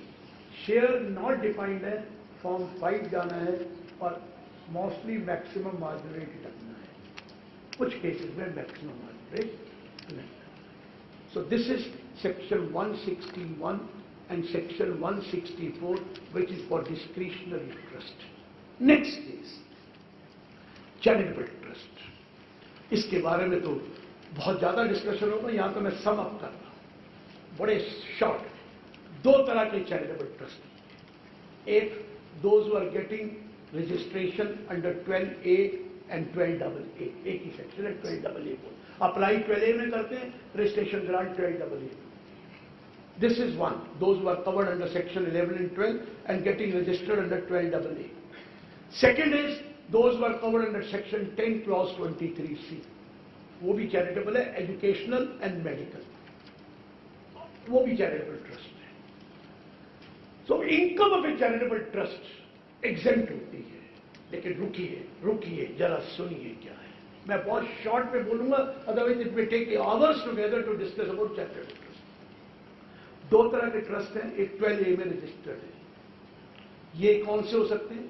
Charitable purpose includes relief to the poor, education, yoga भी अब आ गया, medical relief, preservation of environment, preservation of wildlife, preservation of monument and other historical places, and any other object of general public utility. ये charitable activity. लेकिन आपको पता है एक प्रोवाइजो है for general public utility that the gross receipt of that general public utility if it is carrying on A business commerce should not exceed 25 lakh. ये तो इसमें अगर 12A आपको मिला हुआ है और 25 लाख से ऊपर आपकी वो इनकम नहीं है, अगर आप अदर देन एजुकेशन या मेडिकल या योगा है, अगर तो आप एजुकेशन है, मेडिकल है, योगा है, रिलीफ टू द पुअर है, प्रिजर्वेशन है, you can do any amount of business, absolutely no problem. Separate accounts to be maintain, बाकी उसके 11(5) में पैसा लगता है, एब्सोल्युटली नो प्रॉब्लम। लेकिन अगर advancement of any other object of general public utility है तो you all know that gross receipt from that commercial activity should not exceed ₹25 lakh. अगर ज्यादा है तो पूरी income tax. So what I am trying to explain, आपके पास दो ऑल्टरनेटिव होते हैं अगर आप एजुकेशनल इंस्टीट्यूशन है या मेडिकल इंस्टीट्यूशन है। एक है कि आप 1023C में चले जाओ, दूसरा है आप 12AA में चले जाओ। 1023C में अप्रूवल मिलती है, 12AA में आपको रजिस्ट्रेशन मिलती है। दोनों में क्या फर्क है जरा ध्यान से। 1023C की कई सब क्लॉजेस हैं। 1023 sub clause 3IAB, sub clause 3IAC, sub clause 3IAD, sub clause 3IAE। मैं 4, 5 को नहीं ले रहा, फिर sub clause BI and BIA। जरा सुनिए, मुश्किल नहीं है, सिर्फ सेक्शन जरा नंबर जाए। Section 1023C sub clause 3IAB क्या कहता है? इनकम ऑफ ए यूनिवर्सिटी और educational institution not for making profit but for imparting education which is wholly or substantially financed by the government. Please, educational institution wholly or substantially financed by the government. Substantially को ने बता दिया more than 50% financed by the government. ये हो गया 3IAB. 3IAC medical institution or hospital not for making any profit but for philanthropic purposes, wholly or substantially financed by the government. 3IAC जरा ध्यान से सुनिए, ABAC इनकी टोटल इनकम एग्जेम्प्ट है, इनको कोई किसी तरह का अप्रूवल नहीं लेने की जरूरत है, कोई कहीं रजिस्ट्रेशन, कोई अप्रूवल नहीं है अगर they want to come under this. But पिछले साल से एक चीज कंपलसरी कर दी गई है और वो है फाइलिंग ऑफ रिटर्न। 16-17 की रिटर्न कंपलसरी हो गई है। जो गवर्नमेंट इंस्टीट्यूशंस हैं फुल्ली और substantially financed by the government, कोई ऑडिट कराने की जरूरत नहीं है, कोई अप्रूवल नहीं है, कोई कंडीशन 85-15% की कुछ नहीं लगता, लेकिन return compulsory. Return is mandatory. आप कहेंगे नहीं रिटर्न भरेंगे तो 5,000 रुपए का फाइन होगा और क्या हो जाएगा? जी नहीं, ना रिटर्न भरने का फाइन है 100 rupees per day for each day of default till the default continues. वो वाला नहीं है जो फॉल्ट आप सेक्शन 2 उसका बोलते हैं 271F का, इसका है 272A subsection 2 where the penalty is 100 rupees per day for each day of failure till the default continues. So जो एजुकेशनल इंस्टीट्यूशंस हैं, hospitals हैं, wholly or substantially financed by the government, they will now have to file a return of income. Otherwise, there is absolutely no condition to be imposed, no condition of 85 or 15%, no condition of audit of account, no condition of any approval, no condition of corpus or non-corpus, absolutely nothing. अब आया 3IAD और 3IAE. Educational institution whose gross receipt does not exceed 1 crore. Second, institution whose medical institution whose gross receipt does not exceed 1 crore. इनके case में भी कोई conditions नहीं है, no approval required, no 85-15%, nothing except return to be filed. Here also return is necessary. Return of income is necessary in this case also if your gross receipt does not exceed 1 crore. Your educational institution but not funded by government or substantially funded by government, but if your gross receipt does not exceed 1 crore, your income is totally exempt. There is no assertion of spending 85 or 50, but yes, return of income will have to be filed. This is the second case. Third is you are covered under 6 and 6A. Educational institution, gross receipt exceeds 1 crore, medical institution 6A exceeds 1 crore. आइए अब मैं case ले रहा हूं आप educational institution, medical institution है, आपने 12A में रजिस्ट्रेशन कराई है, या यहाँ पर क्या करना पड़ता है? You have to apply in form number 56D. Form number 56D within 6 months from the end of the financial year for seeking approval to the Chief Commissioner of Exemption. Approval है, ये रजिस्ट्रेशन है, ये approval लेनी है. किसने? आपने. कौन से फॉर्म में अप्लाई करना है? 56D. कब तक अप्लाई करना है? सितंबर तक. इधर रजिस्ट्रेशन कब तक लेनी है? Before the end of the previous year. Before the end of the previous year 12A में आप अप्लाई, फॉर्म 10A में अप्लाई कीजिए और रजिस्ट्रेशन लीजिए before the end of the previous year and you have to apply to the commissioner of income tax exemption. इधर आपको registration मिल गई, इधर अप्रूवल मिल गई. आप कौन है? एजुकेशनल या मेडिकल है? क्या फर्क है? अप्रूवल और इसमें क्या फर्क है? जरा ध्यान से सुनना. दोनों में 85% अप्लाई करना है. इधर भी 85 है, इधर भी 85. लेकिन अब डिफरेंसेस क्या है जरा सुनिए. अगर आपके पास 12A है तो आपको एक एक्सप्रेशन लगती है टू सेक्शन 11(1) जिसे कहते हैं डीम्ड अप्लाइड. आपको अगर if you could not spend the money during the previous year because of 2 reasons, you could not spend the money because of 1, you are following mercantile system of accounting. There is an income which has accrued but not yet received. There is an income which has accrued but not yet received.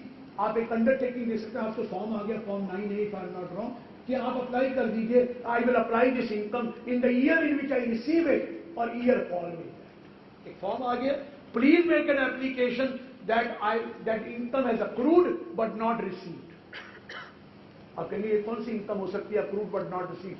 अरे आपने FDR बनाई 5 साल की compound interest पे, और compound interest आपका हर साल compound होता है, आपको इंटरेस्ट क्रेडिट हो गया लेकिन मिला तो नहीं. You have not received because it is compounded 5 years FDR. So interest is accrued but not received. You can give an application, I will spend this income in the year in which I receive it or year following. It is called a deemed application. Second, for any other reason you could not apply that income, you can give an undertaking, I'll spend it next year. एक undertaking देते मैं अगले साल खर्च कर दूंगा, तो ये भी अलाउड है, डीम्ड एप्लीकेशन. अब जरा ध्यान से सुनिए, 12A वाले के लिए डीम्ड एप्लीकेशन कवर्ड है.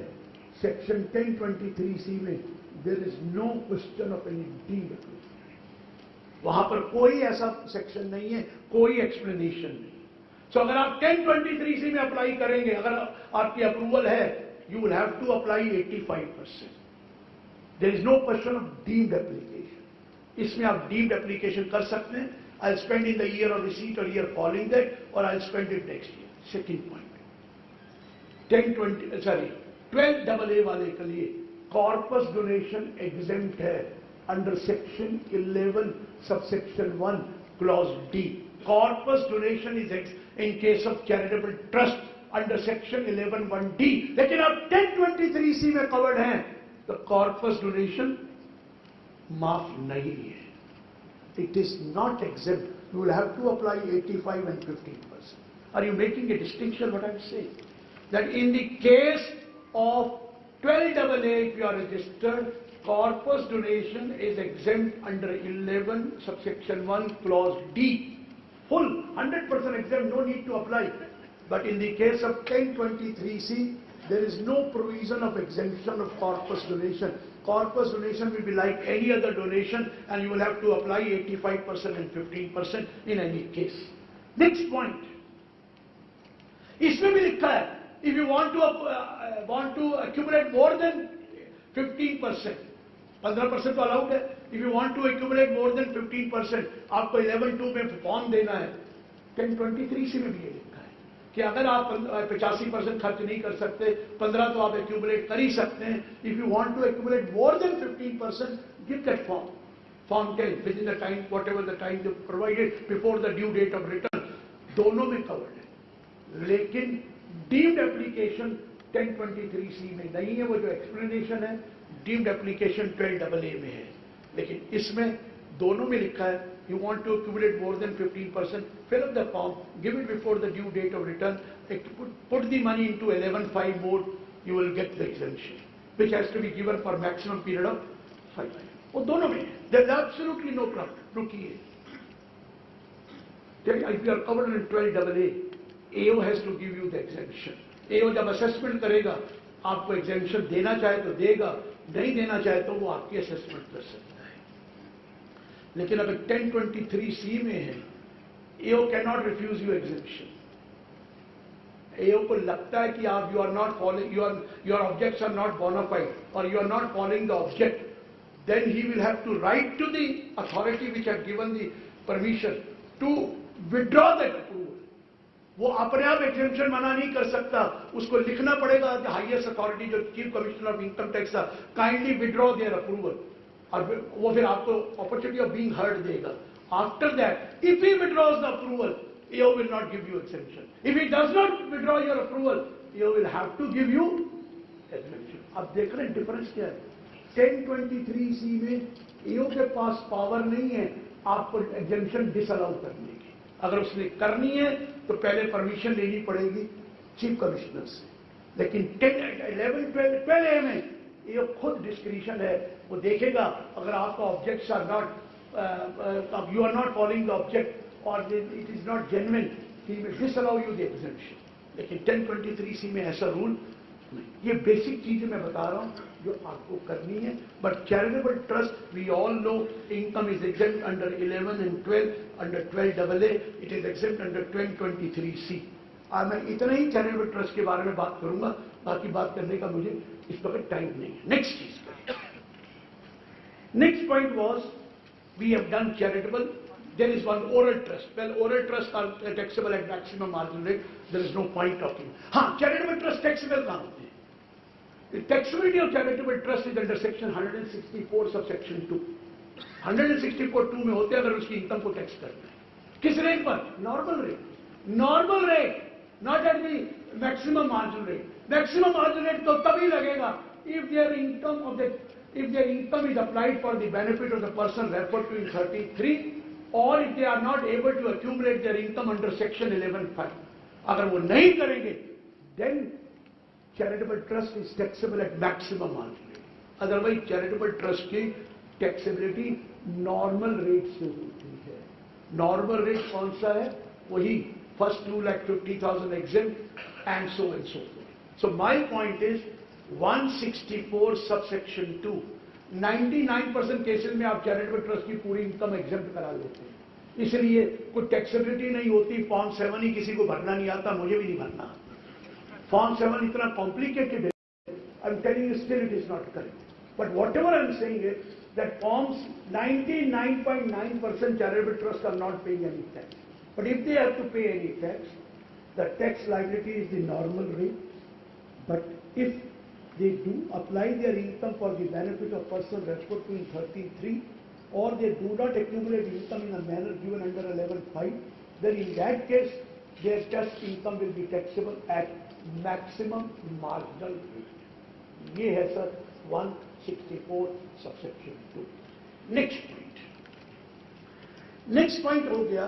We have done cooperative society. We have done now normal society. I told you normal society means which is not a cooperative society or which is not a mutual association.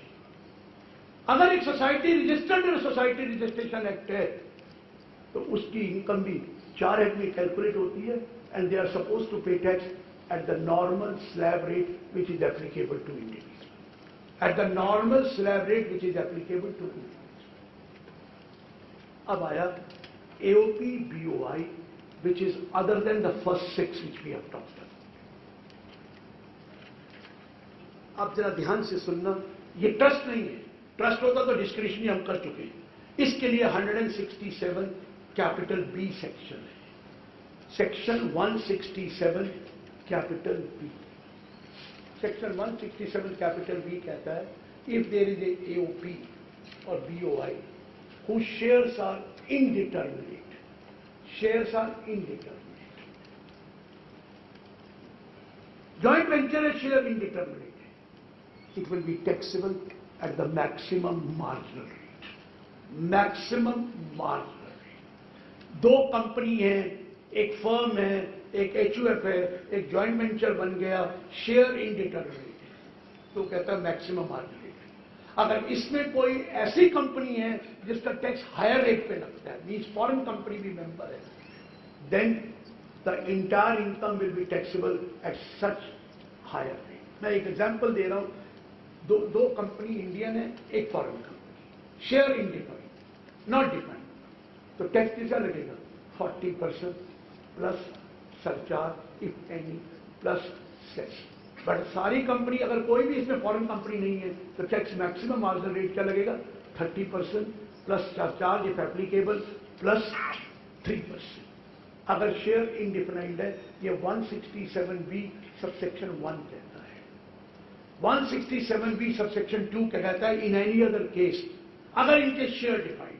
अब जरा बड़े ध्यान से सुनना, सबसे बढ़िया चीज ये है, जॉइंट वेंचर है, एक प्रोजेक्ट बनना है, आपको एक फ्लाईओवर बनाना है, दो कंपनी जॉइंट वेंचर कर लेती है या दो कंपनी एक फर्म जॉइंट वेंचर कर लेती है, शेयर डिफाइंड है, लेट्स से 30-30-40 शेयर डिफाइंड है, A, B, C। इनका एक जॉइंट वेंचर बना और इन्होंने काम शुरू किया, शेयर डिफाइंड, तो टैक्स क्या लगेगा?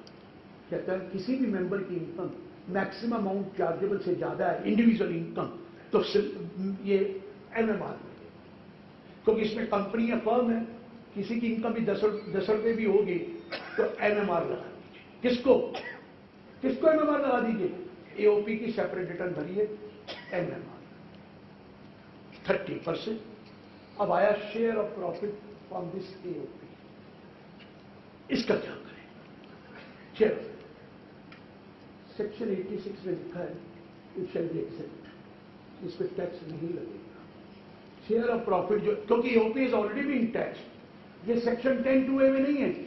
आपको पता है सेक्शन 10(2)A में लिखा है share of profit from A firm, share of profit A partner from A firm is fully exempt, share of A profit of A partner from A firm is exempt, but what ever share of A profit of A member from AOP, share of A profit of A member from AOP, ये section 10 में नहीं है, ये section 10 में नहीं दिया हुआ, ये सेक्शन 86 में दिया हुआ है कि ये भी एग्जेम्प्ट होगा, इस पे दोबारा टैक्स नहीं लगेगा उसके हाथ में, ये एग्जेम्प्ट। जब ध्यान से सुनना मैं क्यों बोल रहा हूं, जब ये एग्जेम्प्ट हो गया तो that means you are not suppose to pay tax.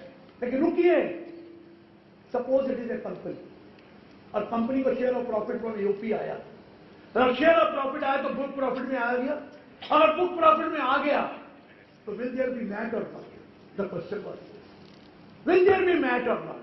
क्योंकि मैट में लिखा हुआ है जो सेक्शन 10 में एग्जेम्प्ट है उसको लेस करिए, 1038 को छोड़कर, लेकिन वहां ये नहीं लिखा हुआ जो 86 में एग्जेम्प्ट है उसको लेस करिए। अरे नोटिसिंग में कोई इतने सालों से चल रहा था, इतने सालों से चल रहा था कि लोगों को समझ में नहीं आ रही थी करे क्या। लास्ट ईयर चेंज करना है, इस साल 16-17 में लिख दिया है कि अगर 86 का प्रॉफिट है जो ऑलरेडी टैक्स हो चुका है, उस केस में कंपनी को मैट नहीं। अब तो बिल्कुल क्लियर है, सो आपको दिक्कत ही नहीं है, जितनी मर्जी AOP बनाइए, उसकी रिटर्न भरिए और जब मर्जी AOP डिसॉल्व कर लीजिए, जो शेयर ऑफ प्रॉफिट आया है डबल टैक्स तो लगना ही नहीं है और मैट भी नहीं लगना। 86 में माफ कर रखा था, लेकिन प्रॉब्लम थी MAT, the MAT has not been done everything. So are you getting my point? The most important change which has taken place is that these days when you are having, you don't have so much of money, you want to go for a joint venture to take up a project of 5,000 crore, 2,000 crore, कहां से करते थे? कंपनियां करती थी तो मर जाती थी, कहते थे हमें डबल टैक्स पड़ रहा है, एक तो 30% AOP दे रहा है, उसके बाद हमें मैट पड़ता है, although it is except. But now from this assessment year 16-17 बड़ी मुश्किल से करवाया, 16-17 तो उनको समझ नहीं आई क्या चीज है, they never realized that this is the problem which we were facing. So now there is no MAT applicability if that income is exempt under 86. 10 वाला तो पहले से था, अब वो इनकम 86 में भी एग्जेम्प्ट है, absolutely no problem, MAT activity नहीं। सो मैट नहीं। अब ऐसे भी केस हो सकता है कि उसमें इंडिविजुअल मेंबर्स हैं और किसी की इनकम मैक्सिमम अमाउंट से ज्यादा नहीं है और AOP को इनकम हुई, there are 5 person who join together and no one has a income exceeding maximum exemption. उस केस में AOP को टैक्स लगाना है, 167B सबसेक्शन 2 में लिखा है नॉर्मल रेट से लगना है। मैक्सिमम से नहीं लगना, नॉर्मल रेट से लगना। लेकिन रुकिए, वो नॉर्मल रेट लग गया तो उस केस में वो जो शेयर ऑफ प्रॉफिट मेंबर को आएगा वो उसकी इनकम में ऐड हो जाएगा और ऐड होकर उसको रिबेट मिलेगी under section 86 at the average rate. क्या कंफ्यूजन कर रखा है कि मैं 5 आदमी इंडिविजुअल है, किसी की इनकम 2.5 लाख, सबकी 2.5 लाख से कम, एओपी बना ली, एओपी की इनकम आई, एओपी ने टैक्स देना है, किस रेट से देगा? मैक्सिमम मार्जिन में।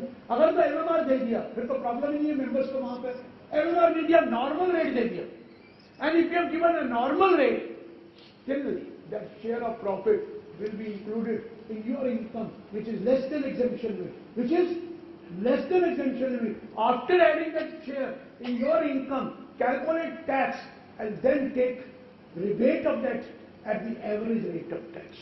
मैं एक एग्जांपल देता हूँ, बड़ा सिंपल तो नहीं है, बस करने की कोशिश करता हूँ। आपकी इनकम 2 लाख है, your income is 2 lakh, share of profit आया एओपी से 6 लाख, 2 लाख पे टैक्स नहीं देना था, वो उस पे ऑलरेडी टैक्स किसने दे दिया? एओपी ने। एओपी ने टैक्स दे दिया, वो टैक्स लेस नहीं होगा, आपका 6 लाख आ गया। सो 2 + 6 8 लाख आपकी इनकम, 5 लाख पे टैक्स बना कितना? 30,000, 2.5 लाख माफ है 25,000, और बाकी 3 लाख पे बना 60,000। एम आई राइट? 60 + 20 25 85 कितने पे बना? 8 लाख। 85,000 प्लस वो करना है, करिए, नहीं तो ना करिए, उसको पहले एवरेज देंगे। 85 divide by 8 lakh multiplied by 100 कितना बना? 10 पॉइंट समथिंग। तो आपको जो 6 लाख जोड़ा है उस पर 10.5 से रिबेट मिल जाएगा, मतलब जो 2 लाख आपका बचा है उस पर टैक्स लग गया कितना? 10 पॉइंट। मैं टोटल समझो 10 लाख आपकी इनकम है और 10 लाख के ऊपर टैक्स बना 1,30,000 रुपया, तो 13% हुआ, 13%। 8 लाख पे 13% की रिबेट मिल जाएगी, बाकी 2 लाख पे क्या टैक्स लग गया? 13% लग गया, कि हालांकि आपकी इनकम एग्जेम्पशन लिमिट से कम। कितना कॉम्प्लिकेटेड प्रोसीजर है sir.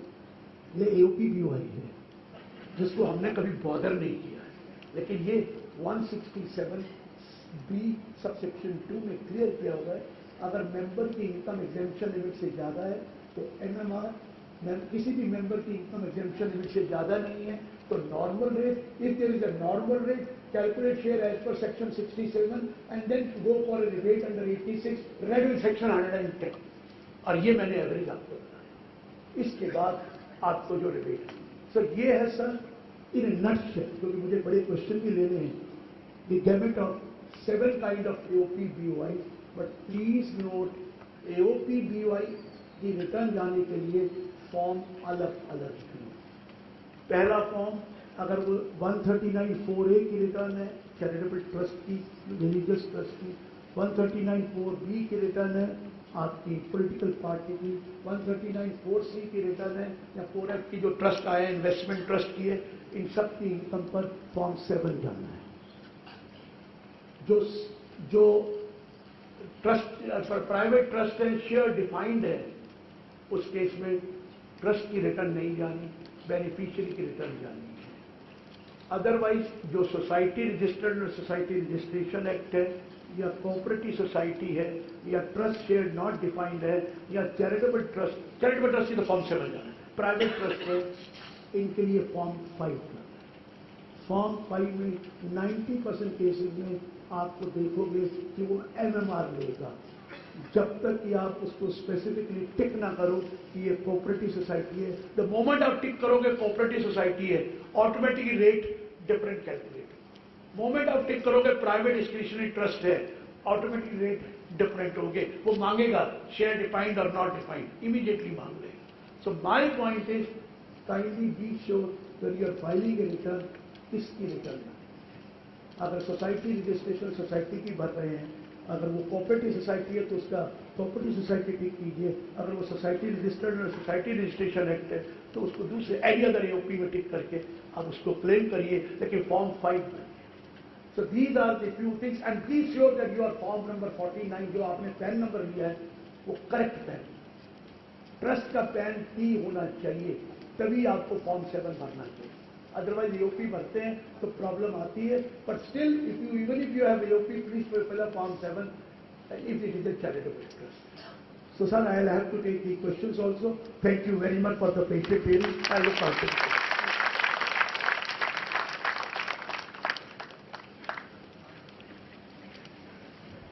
I acknowledge the presence of our second faculty, CA Tusharbai Himani is already here. Friends, when we have authority on income tax, Dr. Girish Ahuja, I am sure you would not want to miss the opportunity of asking questions. So whatever questions you have, you can please ask her right now. Thank you. Atul bhai, mic. The mic will be circulated so you can ask the questions. Regarding debts on housing society.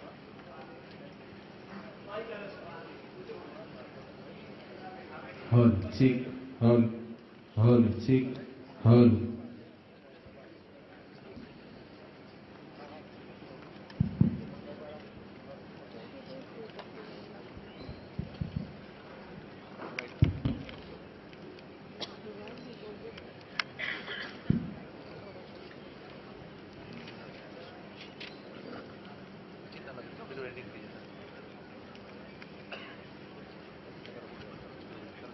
In cooperative housing society, if transfer fee has been paid by the prospective purchaser for the transfer of flat, so prospective purchaser is not a member. He becomes a member, then only he pays the money. When you take the money from him, you take him as a member. That's why he pays the money. He pays the money because you are taking him as a member. So therefore it is that money coming from member, there is absolutely no. कोई नया subscriber लेते हैं तो member ही तो होता है. तो कोई प्रॉब्लम नहीं. Absolutely no problem.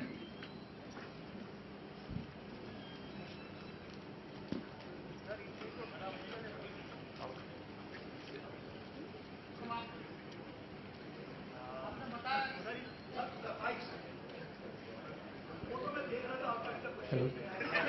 Sir, AOP trust not registered under 12AA, whether it is compulsory to file Form 10D. Trust not registered under 12AA, whether it is compulsory to file Form 10B. Form 10B. क्या होता है Form 10B? Audit report. Audit report.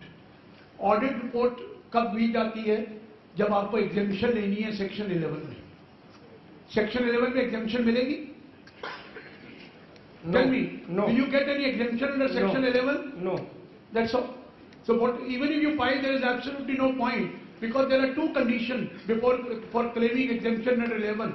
Number one is you must be registered, and secondly you must get your accounts audited. Audit करा लिया लेकिन registered नहीं है, तो आपको exemption तो मिलनी नहीं है. तो audit report दो या न दो कोई फर्क नहीं पड़ेगा. मैं statutory audit उसकी audit की बात कर रहा हूँ जो 10B की बात कर रहा हूँ. मैं वो वाली बात नहीं कर रहा जो 44AB की ऑडिट है. कभी आप बिजनेस कर रहे हो तो वो अलग चीज है, उस पर तो देनी पड़ेगी. लेकिन ये टाइप भी दे ना दे कोई फर्क नहीं पड़ना, क्योंकि आपको एग्जेम्पशन नहीं मिलनी. So CPC is sending an error that it must be registered trust. Even though it is not registered, it has to be audited. So 139(9) की नोटिस आती है इसमें. नहीं, कहाँ लिखा है ये बात? It has to be audited. जब आपको एग्जेम्पशन ही दी तो ऑडिट किस बात का भैया? एग्जेम्पशन दी, हाँ, ऑडिट 44AB में कंपलसरी हो सकता है if your turnover is more than 1 crore in now, whatever is there. But please, audit is compulsory only when you have to claim exemption under section 11. आप 11 में सेक्शन में exemption ले रहे हैं? No. फिर कोई सर दो चीजें आपको बता दूं. अब ये पूछने वाले हैं, उन्होंने कागज भी मुझे दिया. दो सब्जेक्ट, दो टॉपिक किसी को कुछ नहीं आता. एक हिंदू अनडिवाइडेड फैमिली और एक चैरिटेबल ट्रस्ट. जो हो रहा है चलने दीजिए. इसी में पहले बोल दूं, गलत है. जब दो बेसिक कंडीशन है कि ट्रस्ट रजिस्टर्ड होना चाहिए और ऑडिट होना चाहिए, तभी आपको एग्जेम्पशन मिलेगी. एक कंडीशन से तो एग्जेम्पशन मिलनी नहीं. तो इसलिए 10B दो या न दो कोई फर्क नहीं पड़ेगा. या तो फॉर्म में आपने रजिस्टर टिक कर दिया होगा तो बात अलग है. अदरवाइज तो रजिस्टर को नहीं टिक करना, रजिस्टर लिख रहा है नॉट रजिस्टर्ड. चलिए, thank you.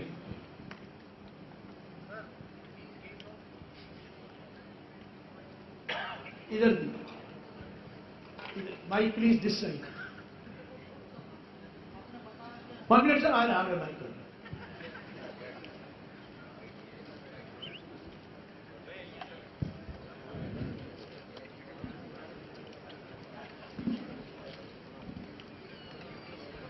So in case of mutual association, surplus is exempt. Surplus is exempt. But what about that surplus if it is lent to again members and interest is earned on that? Surplus is, Lent to the members. are you a credit thrift society who can lend to the members? You are a credit thrift society, left. देखिए, are you allowed to give it to members on interest? Yeah. Anything which is earned from member is not covered. Rent भी तो ले रहे हैं. For your food बेचते हैं, food भी ले रहे हैं. Anything which is from member is not covered. Anything from other than members is liable for tax. अभी थोड़ी देर में एक और चीज बताऊंगा, जरा ये खत्म हो जाए, एक और चीज बताऊंगा, वो नॉट फॉर दिस. चलिए सर. अरे माइक तो दे दो सर, वो बार बार.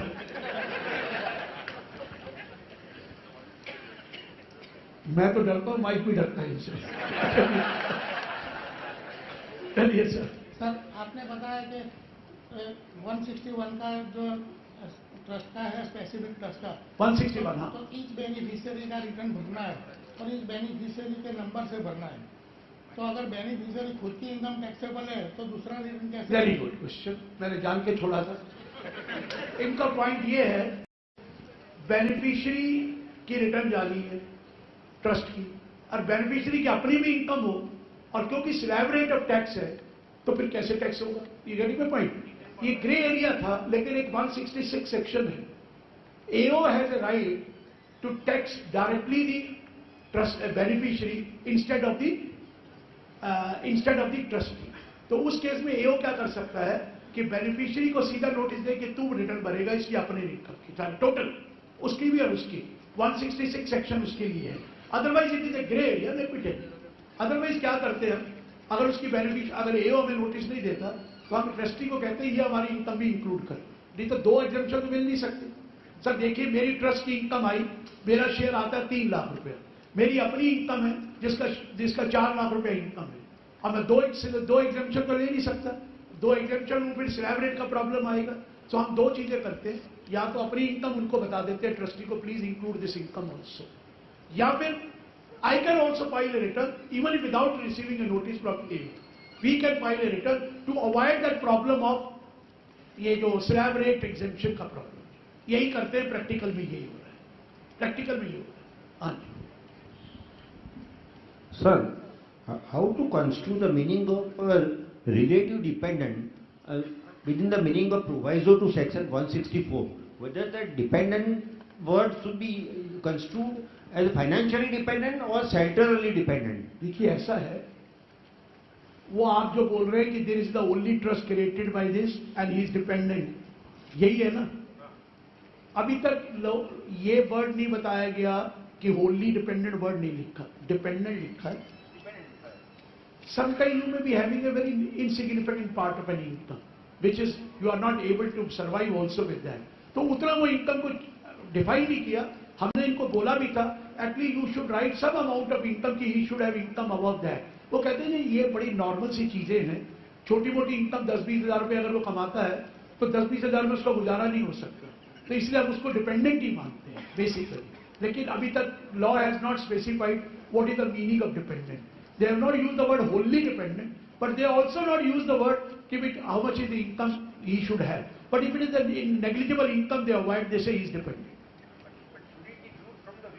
Financial or shelterly? So dependency should be viewed from the viewpoint of shelterly dependent or financially dependent.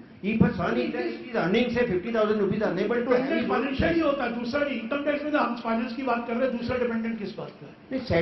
shelter wise dependency होती है. नहीं सर, शेल्टर वाइज डिपेंडेंट की बात. So in a case a son is getting say 25,000 salary and he is staying with his father but is unable to afford to have a separate flat, then is he a dependent? Is he a dependent? कि वो 25,000 कमा रहा है कि तो बेचारे का 25,000 में गुजारा नहीं चलता है, वो नहीं है. यहाँ तो डिपेंडेंट फाइनेंशियली डिपेंडेंट की बात, financially dependent, not on that.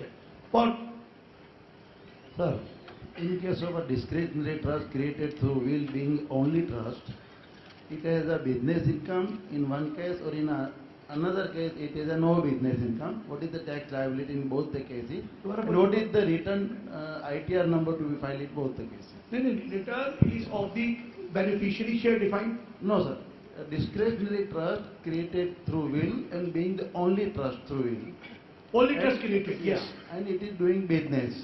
What is the tax liability and what is the ITR to be filed?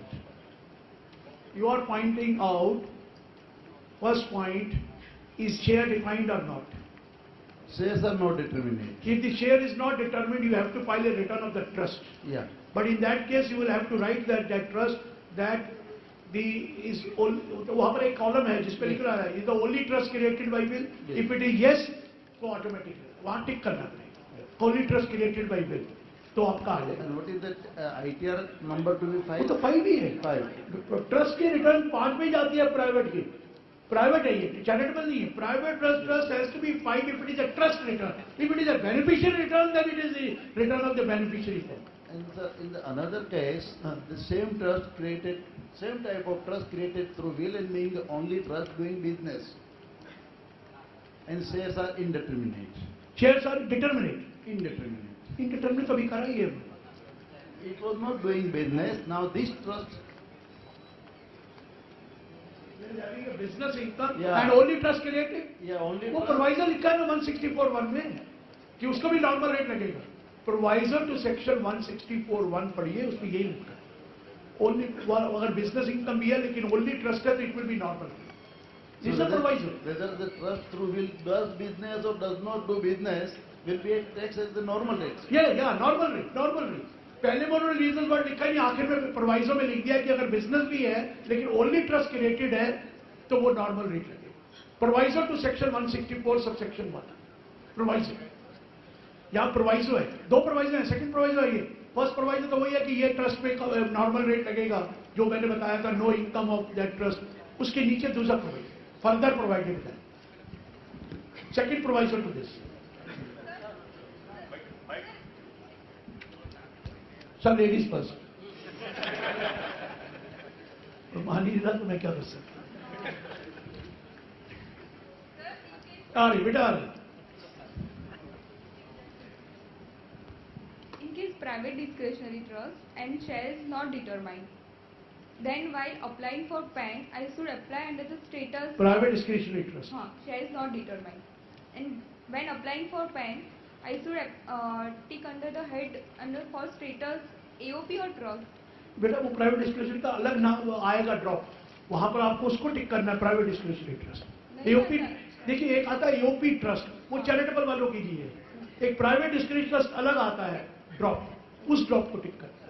नहीं आता सर प्राइवेट डिस्क्रिशनरी. उसमें ही आता है. नहीं आता सर. उसमें फिर एओपी ट्रस्ट में डालिए. AOP और किस में डालेंगे? एओपी ट्रस्ट तो एओपी होता है. Fourth character would be T or A. Sir देखिए मैडम एक चीज बताओ, अगर आप फॉर्म 5 भर रहे हैं और वहां पर जब प्राइवेट डिस्क्रिशनरी ट्रिक करेंगे वहां तो आएगा ना प्राइवेट डिस्क्रिशनरी. फॉर्म 5 में तो आता है ना, और ट्रिक करेंगे. Even if it is T it will take 3. Trust है. ऑनलाइन रिटर्न नहीं फाइल होता सर. फिर ऑनलाइन रिटर्न फाइल नहीं होता. नहीं होता. नहीं होता. Are you sure? Yes, sir. तो मैं रिटर्न फाइल नहीं करता, नीचे वाले करते हैं. Are you sure? तो फिर कैसे फाइल करते हैं? फिजिकली फाइल करना पड़ता है. फिजिकल तो अलाउड ही नहीं होगा तो उसकी इनकम ज्यादा हो तो. ITR 2 में फाइल करते हैं. तो फिर पैन को नहीं चेंज कराते. वही पता नहीं कि पैन करेक्ट क्या होना चाहिए, कि टी होना चाहिए या ई. वही क्वेश्चन. देखिए फॉर्म 5 में तो प्राइवेट डिस्क्रिशनरी ट्रस्ट वर्ड आता है. एम आई राइट और नॉट? फॉर्म 5 में आता है, लेकिन अगर आपका टी हो तो वो नहीं लेता उसमें. श्योर है? Anybody else who can support this view? That means that we will have to change the PAN. It will be any other AOP. Then we'll take it any other AOP. We'll have to take any other AOP then. Then we are applied in a wrong form 49, क्योंकि वो फिर T आएगा तो हमेशा 7 में जाएगा. इसका मतलब T हमेशा 7 में जा रहा है. तो then we'll have to take any other AOP. No other. अगर उस पर डिस्क्रिशनरी नहीं है 49 में, इतना तो मुझे पता फॉर्म 5 में तो है. फॉर्म 5 में तो पक्का डिस्क्रिशनरी ट्रस्ट लिखा हुआ है, तो वी हैव टू क्या होना चाहिए वो? है जी, पैन नंबर फिर पैन नंबर चेंज कराइए ना, you have to get it change, you have to get it change to AOP, any other AOP if it is not T, you will have to do that only, no other alternative. Thank you, sir.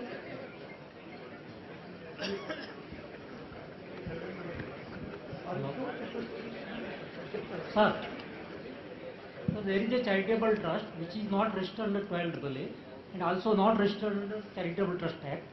It has got income of... There is no question of registration on charitable trust only if you are Gujarat and Bombay public other places we don't have. So that trust is not registered under 12AA, also not under Bombay Public Trust Act. It has got income from donations and bank interest. It is spent on the objects of the trust during the year. Then how it will be taxed? No exemption. Gross income will be taxed. Section 2 clause 24 subclause 2I says voluntary donation we have received, it is fully taxable. And no exemption under 11 and 12 unless you are registered. Sir, what? मेरी बात सुन लीजिए, एक है section 2 clause 24 income की definition, sub clause 2IA, उस पे लिखा है any voluntary donation receive by any charitable trust. आप चैरिटेबल तो है, yes. तो आपकी इनकम तो मान ली जाएगी। एग्जेम्पशन तब देंगे जब आप 12A में रजिस्टर्ड होंगे, नहीं होंगे तो इनकम है। आप स्पेंड कर भी दीजिए, कोई पैरा नहीं है, एग्जेम्पशन नहीं मिलेगी। हाँ, ये बात बता दूं, उस इनकम को अर्न करने का जो खर्चा किया है वो आप क्लेम कर सकते हैं। If you have spent any money in earning that income, that you can do it because income does not mean gross receipt. It is minus the expense which have been incurred in earning that income. तो donation में कोई income का खर्चा नहीं होता, तो इसलिए वो फुल डोनेशन टैक्सेबल होगी। जैसे एक स्कूल कॉलेज है, मैं बताता हूँ, एक कॉलेज है रजिस्टर्ड नहीं है, 1023C में भी नहीं है और 11 में भी नहीं है, 12A में भी नहीं है, लेकिन उसका खर्चा तो है, तो उसकी जो ग्रॉस रिसीट है वो टैक्सेबल नहीं होगी। All expenditure incurred in earning that income, वो सारे खर्चे अलाउड होकर बाकी इनकम टैक्सेबल। What rate? हाँ जी, At what rate it will be taxable? At what rate it will be taxable? आपकी वो क्या है? Charitable trust. आपकी कॉन्स्टिट्यूशन क्या है? सोसाइटी है, कंपनी है, मुझे नहीं पता ना। अगर सेक्शन 25 कंपनी है तो कंपनी के रेट से टैक्सेबल होगा। अगर society registered society registration act है तो नॉर्मल रेट से टैक्सेबल होगा। It is not registered under any act. It is a charitable trust. It is not registered. बस भी ट्रस्ट है, ट्रस्ट कोई डीड तो बनाई होगी। हाँ जी, डीड है। डीड बनाई है ना, तो एओपी है ना, इट इज एन एओपी और पब्लिक एट लार्ज है। पब्लिक एट लार्ज है सर, एओपी है, पब्लिक एट लार्ज है, रजिस्टर्ड नहीं है, तो आपको फिर नॉर्मल रेट लगेगा। नॉर्मल मैक्सिमम मार्जिन रेट तब लगना है जब आप एग्जेम्पशन क्लेम कर रहे हैं, और फिर वो दो मिसकंडीशन है। एओपी तो है ना, ट्रस्ट तो है ना, पब्लिक एट लार्ज है ना, तो आप शेयर डिफाइंड नहीं है मान लिया, लेकिन आप प्राइवेट डिस्क्रिशनरी ट्रस्ट में चलिए ना। एक प्राइवेट डिस्क्रिशनरी ट्रस्ट पे एमएमआर लगता है, चैरिटेबल ट्रस्ट पे एमएमआर नहीं लगता है जब तक कि वो कंडीशन, तो नॉर्मल रेट लगेगा, लेकिन आपको पूरी इनकम पे टैक्स देना सर, पूरी income. So sir, last question because we have a paucity of time and sir also has a flight to catch at 8 o'clock. So last question for this session. Mike दे दो sir. जोर से बोलता हूँ, mike कैसा? Sir Sir, if the specific trust is created, सुनाई देता है? No mic. बोलिए बोलिए बोलिए। If the specific trust is created by well-wisher of the deceased for the benefit of the beneficiary by giving gift to the trust, what will be the status of that gift for the trust? 5627 नहीं लगता है वो लगेगा ना, individual HO को लगता है, trust को थोड़ी लगता है। इनडायरेक्टली वो डाइवर्ट हो सकता है,